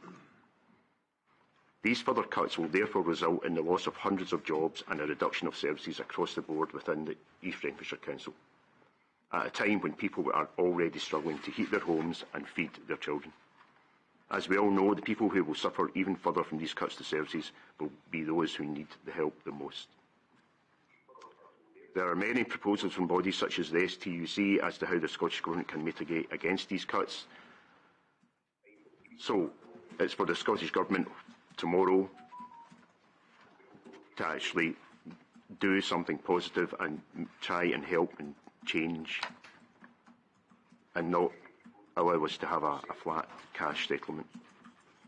We collectively need to send a united message to the Scottish Government that we cannot accept the current settlement. They must work together with all political group leaders to work together to find a way to protect local government jobs and services that are crucial to our constituents who need them. I ask that all councillors support this motion and support the agreed COSA leaders negotiating and budget lobbying position as it states in the SNP amendment. And so it's as simple as that. And as I said, the results are that these cuts are a result of largely of decisions that have been made in Scotland. Thank you. Thank you very much, Councillor Anderson. The mover of the amendment, Councillor Lundy. 5 minutes, please. Thank you, Provost. Firstly, let it be clear that I think it's right for the Council to support the calls from COSLA to try and get more funding. Despite Councillor O'Donnell's remarks, this is the first line of our motion. We're all in agreement on this, I think. The Council is facing potentially huge cuts, and it's right that councillors look to everywhere and anywhere for where we can find funding. However, this motion, whether deliberately or not, omits the root of our issues and completely ignores the fact that the Scottish Government's budget has been cut in real terms continually by the Tory Government since they came into power in 2010. It's beyond belief that the motion has come forward without mentioning the UK Government, trying to lay blame solely on the Scottish Government after what the Tories have done to the economy. The difficulties the UK are facing are much worse than the pressures that other countries are facing. These pressures are due to Tory policy, these pressures are due to Tory mismanagement, these pressures are due to a Tory Brexit. Labour have proved utterly useless in providing any opposition to this, and now that they seem to be ahead in the polls, their leader is intent on dragging his party as far to the right as possible. The Scottish Government, despite its budgetary challenges, has agreed with trade unions to prevent further strikes in rail and in our NHS. This is not the case in the rest of the UK and in Labour-run Wales. The Tories have been clear that they're not interested and completely unwilling to negotiate with trade unions, and Sir Keir Starmer seems to be confused about his position on trade unions. If the Scottish Government had the powers of an independent country, we could make decisions which benefit the people in our country. I'm sure we've all been reminded this week about just how cold it can get here. There shouldn't be people who cannot afford to heat their home, but with anticipated bills to be on average £3,300 a year in Scotland, that's unfortunately the position we are in. People are terrified of what's to come, and quite frankly, it's a dire position we find ourselves in. Scotland produces 6 times more gas than we consume. Why are there people freezing here? We're not independent yet, but it's becoming ever clearer that Scotland is getting a bad deal in the UK. In the meantime, I support any means in which the Council can get more funding to continue the vital work and provide the vital services for our residents. I urge Labour members to consider this amendment as the motion because it would be frankly disingenuous to regard the huge role which the UK Government play in delivering the Scottish budget and hence local government budgets. We need to ask the UK Government to give the Scottish Government the means to provide fair funding for our councils.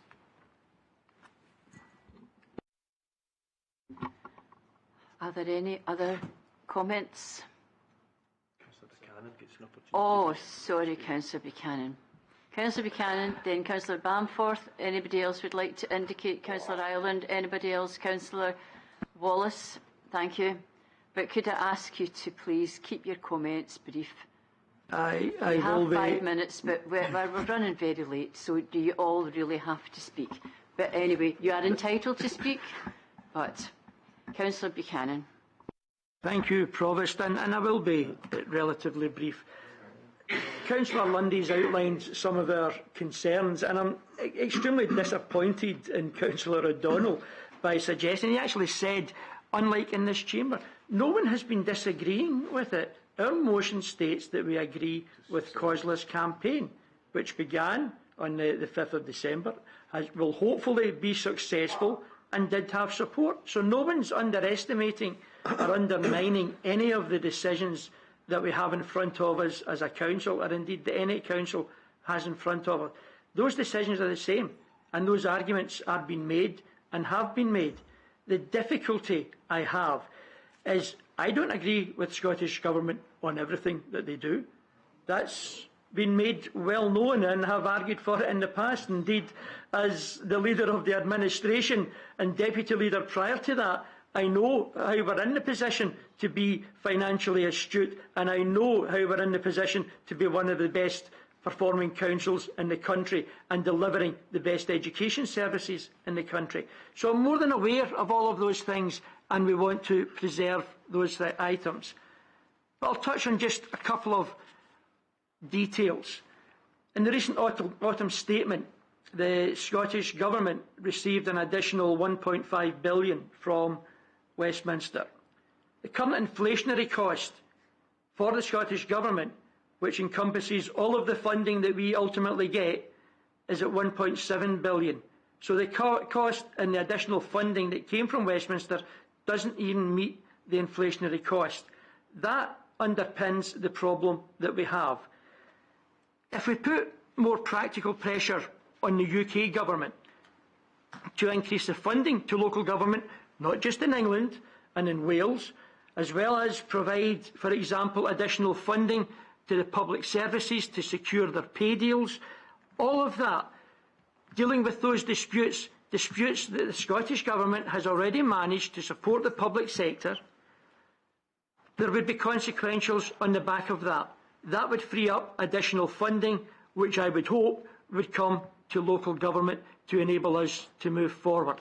So there is a significant impact, unfortunately, that we have to rely on a Westminster Government to ensure that the devolved nations get their fair share.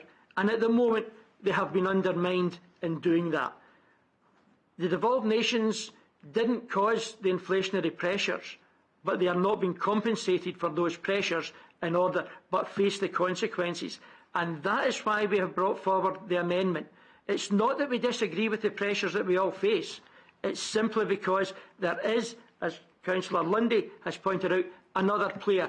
And that other player has significant responsibility to ensure that those costs are covered, particularly when they're the cause of those very said issues. Thank you. Thank you, Councillor Buchanan. Councillor Bamforth and then Councillor Wallace. I'll be very brief. This motion proposed by Labour and will no doubt be agreed by the Tory coalition colleagues is... Sorry, Councillor Bamforth. I think it would be helpful to the public watching this to establish that there is a Labour minority administration, there is no coalition. If that's how you want to play it, that's fine. Can I say my statement? This is obfuscation at its best, trying to muddy the waters around funding. As they state, East End Council has been well run for several years, as noted by Audit Scotland. During that time, difficult decisions had to be made. This motion is being proposed because Labour are unwilling to accept responsibility for the difficult decisions that lie ahead, therefore passing responsibility to the Scottish Government. While nobody wants to make these difficult decisions, all councils in the UK are facing similar cuts due to the mismanagement of the economy by the Tories at Westminster. Are the Labour councillors in Wales blaming the Labour-run Welsh Government for cuts? No. And the Welsh Finance Minister has warned of a new era of austerity due to the UK Government's mismanagement of the economy. In England's central government funding to councils were cut by 37% between 2010 and 2020. Only last month, one of the largest English councils warned new cuts could be worse than austerity. And the Institute for Fiscal Studies stated recently that setting firm plans for council spending in England and Wales in the next 3 years is an impossible task. As you'll be aware, the Scottish settlement under Barnett is based on UK funding, of which there is to be a £3.2 billion shortfall next year, according to Unison. If we hadn't lost £4.5 billion to fraud under Rishi Sunak's watch, when Chancellor, that shortfall might not have occurred, and that's before we even go into the dodgy PPE deals that were spaffed up against the wall. To quote one of your previous Prime Ministers, councillors will be aware that the UK Government gave the Scottish Government an uplift of 3%. Inflation today sits at 10.7%. So this settlement doesn't even cover the extra inflationary pressures. And has been previously mentioned, there's a £1.7 billion black hole in Scotland's budget due to this settlement. Whilst we would all absolutely welcome an increase in funding, we have to be aware and not be fooled by smoke and mirrors as to who is responsible for this fiscal disaster: the UK Government. I find it so ironic that the current Labour administration, not coalition, backed by their Tory colleagues, are failing to acknowledge this in this chamber anyway. Elsewhere, however, they are happy to lay the blame where it should. One Labour councillor in this chamber tweets daily, blaming the Tory government for this mess. Recent tweets in the past few days include hashtag Tories destroying our country, hashtag Tories are ruining Christmas, hashtag Tories out now, hashtag Tory chaos, hashtag Tory criminals unfit to govern, hashtag general election now, and there are many, many more. Isn't it ironic then that such councillors in the chamber are happy to vote alongside and support the local Tories in East Renfrewshire, making decisions that affect local residents, yet they acknowledge that they are unfit to govern? Hypocrisy at its very best. Please support this amendment, asking the Leader to write to the UK Prime Minister seeking a fairer block grant for Scotland, as it's clear that this funding is woefully inadequate.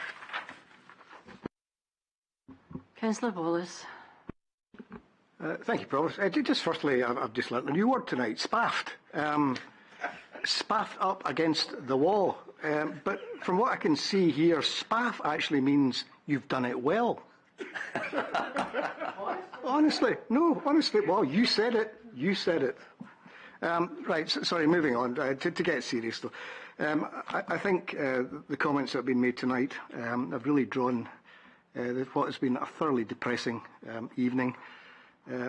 And what has made it more so, I always felt that we would have the great benefit of having one of our councillors as a COSLA spokesperson for children and young people, who actually came out, and it's been mentioned twice quite independently, about the quote about the threat to education. And yet that same spokesperson has actually decided he would rather defer the opportunity to actually come together as a unit in East Renfrewshire, to get all the councillors together to petition Scottish Government to give us a fair deal, and yet we would rather play politics to the high Hegians in Holyrood. As I say, it's been thoroughly depressing, but I think we can understand why we are in the position we are. Politics of division over there. Do you think it's really easy for Labour to be talking to us and for us to be talking to them? We've tried to talk to you, but you won't do it. They've tried to talk to you, but you won't do it because you're all about division. Well, we've got an opportunity here to speak for East Renfrewshire and get politics out the window, but you won't do it. I commend this motion and totally support it. Thank you. Councillor Merrick. Thank you, Provost. I think what's going on here is both Labour and Tory joining up again to try to pick a fight. We're agreeing with most of what they say. What they have failed to say here, they are pretending that we're already independent, as if the UK government, these broad shoulders that Councillor Morrison spoke about, where are they when the money's been dished out? Because it ain't coming to Scotland, and that's where it resides. So we're going to have to face up to that. So you can ask the Scottish Government, but ask the people who can borrow, ask the people who spaffed, or whatever the expression is, against the wall. Ask them for some money. Get that up here and get that shared out properly too. Also, this doesn't stop just at Carlisle. Councils all over England will be hit tomorrow, and in Wales, and across all corners of the UK. This is because of ineptitude, Tory policies in Westminster, and sadly, Sir Keir is going to do just the same as he veers more and more to the right. So you're pretending we're already independent, so either we are or we aren't, and you pretend a bit broad shoulders, as if the Scottish Government's sitting in massive pots of money. But let's get back to what really matters here. And it is very serious. And it is not something to play politics with in any shape or form. Yeah, services are under intense pressure. People's jobs are under pressure. The people who use services are under intense pressure. That's what we should all be joining up. And you talk about joining up when all you do is divide. The last motion was simply about democracy, about a democratic event, about whether people should have a say, and everybody got into the nitty-gritty of what it would mean. It wasn't about that. It was about democracy itself, and you denied that too. So there's a theme here. And maybe this is what Anas Sarwar, maybe these are the orders he's giving out to Labour groups up and down the country. You know, it's pretty centrally controlled. We know that. That's all I've got to say. I think it's really actually more than just a little depressing to listen to Labour and the Tories work together in this way. Yeah. Thank you, Provost. Councillor Morrison.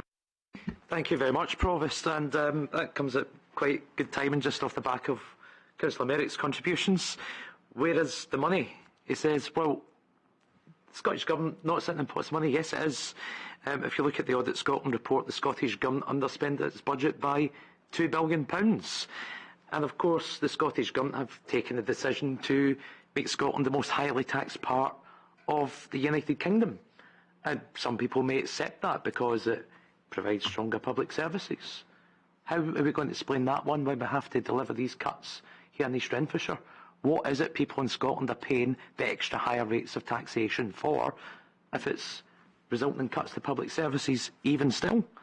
Of course, the money which the Scottish Government puts into failing private businesses with no return, coming back to motion number 1, and Councillor O'Donnell made this in his opening contribution too, more money has gone from the Scottish Government towards Prestwick Airport than the sum of our deficit for the entire council that we're currently looking at.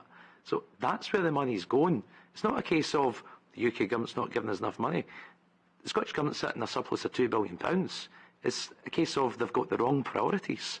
And I'm sorry, but for an apparently pro-devolution party, which the SNP claim they are, we in local government, the front end of devolution, the people who control the services which interact with people's day-to-day lives to a greater extent than any other tier of government, we all seem to be the unfavoured second cousin. On that basis, I'll be back in the motion tonight. Thank you. Much. I am stopping the debate now. It's 10 to 11. Sorry, I'm sorry. I am stopping the debate, and I am moving. No, I am moving to the summing up. It's 10 to 11 at night. You're refusing to allow me to speak. Sorry, yes, I am. I think your group have had a good enough go at this. I am making the decision that it's 10 to 11 at night, and I'm now asking the mover of the motion to sum up. Is it just that you don't want to hear what I've had to say? No, if you would keep quiet now, please, if you would respectfully. We've had a good debate on this on all sides of the chamber. I am now asking Councillor O'Donnell to sum up. Thank you, Provost. I think there was a number of interesting comments made throughout this debate. Councillor Buchanan complained that the 1.5 billion Barnett consequentials was not covering inflation. That's the whole point that we are making. You know, the amount that we are getting from the Scottish Government is not covering inflation. I would be very pleased to see if we get any sort of proportion of that 1.5 billion in the budget settlement that is being announced tomorrow. You know, I won't hold my breath, but I will be very pleased if there are some funds coming through that source. Councillor Bamford talked about obfuscation. All of this language is really very, very disappointing. We need a unified front for all our residents, that we've got their back collectively, and that we will resist any cuts as much as we can, and will push back on the Scottish Government. So I'm disappointed in her language. The obfuscation comes from the SNP group here in trying to deflect everything on the UK government rather than actually dare to criticise our immediate paymasters in this council. You refuse to make any criticism of them whatsoever. Gordon Wallace, stated that he was really disappointed with where we were going, and again that this council could not unify behind our residents and helping to provide them with the best services possible. I agree with his position on that. Councillor Merrick said that it was depressing because we failed to mention the UK government. The point is, our paymasters, 72% of our funds come from the Scottish Government. They are our direct paymasters. That's who we can speak to. And that is why we did not mention the UK Government, because our direct paymaster is the Scottish Government. I think, to finally summarise, I think it's important that we as this council support the council officers in their endeavours over the next few months to try to deliver a balanced budget, the stresses that they are under to do that with the resources that they have been given. We should support them. We should be supporting our residents in this time. And that is what they will want from us, a unified front. And it's disappointing that the SNP snigger in the background and can't seem to get behind that. This whole issue and this whole debate is about the bad choices that the Scottish Government have made historically in the past. We want them to have an opportunity to rethink how they manage the funding settlement for local government. That's all we ask. A little bit higher share of the pot that they've got. We know at times are tough for everyone, but I think they need to reappraise their priorities. It is our responsibilities as local councillors in local government to defend and to support local government, not to defend and support the SNP Scottish Government. We are here for our residents, not for the Scottish First Minister. So with that, I would like to close and propose the motion.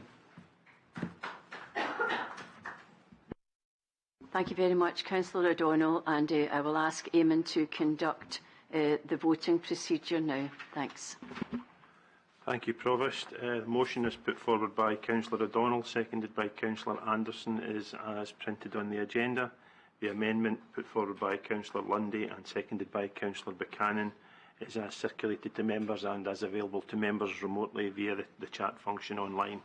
Again, I'll call out the roll in alphabetical order and ask people how they're wanting to vote. Councillor Anderson? The motion. Councillor Bamford? Amendment. Councillor Buchanan? Amendment. Councillor Campbell? Motion. Councillor Convery? Amendment. Councillor Devlin? Motion. Councillor Edlin? Motion. Councillor Ireland? Amendment. Councillor Lundy? Amendment. Councillor MacDonald? Amendment. Councillor Merrick? Amendment. Provost Montague? Motion. Councillor Morrison? Motion. Councillor O'Donnell? Motion. Councillor Pragnell? Motion. Councillor Wallace? Motion. Thank you.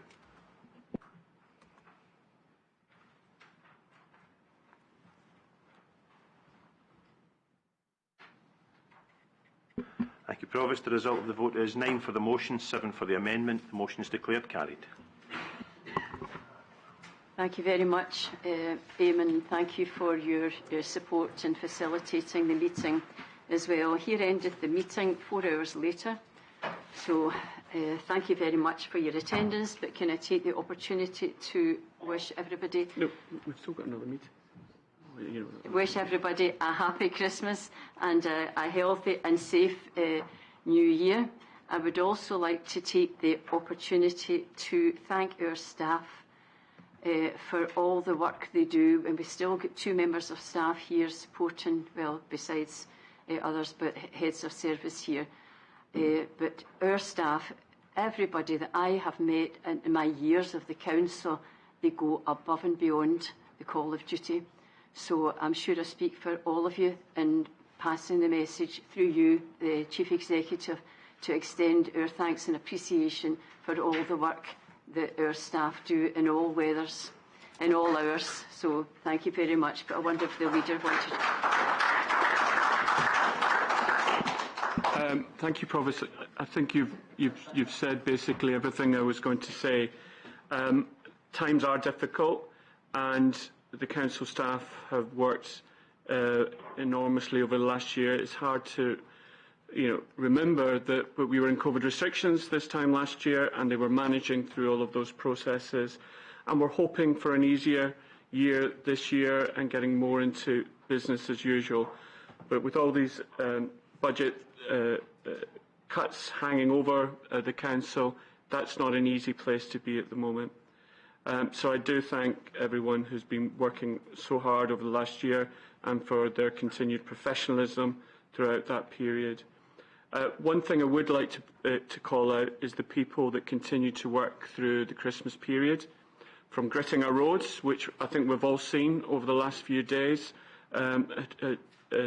tremendous effort through the night to keep those roads clear, and actually again critically to ensure home care continues to be provided to our elderly residents over this period.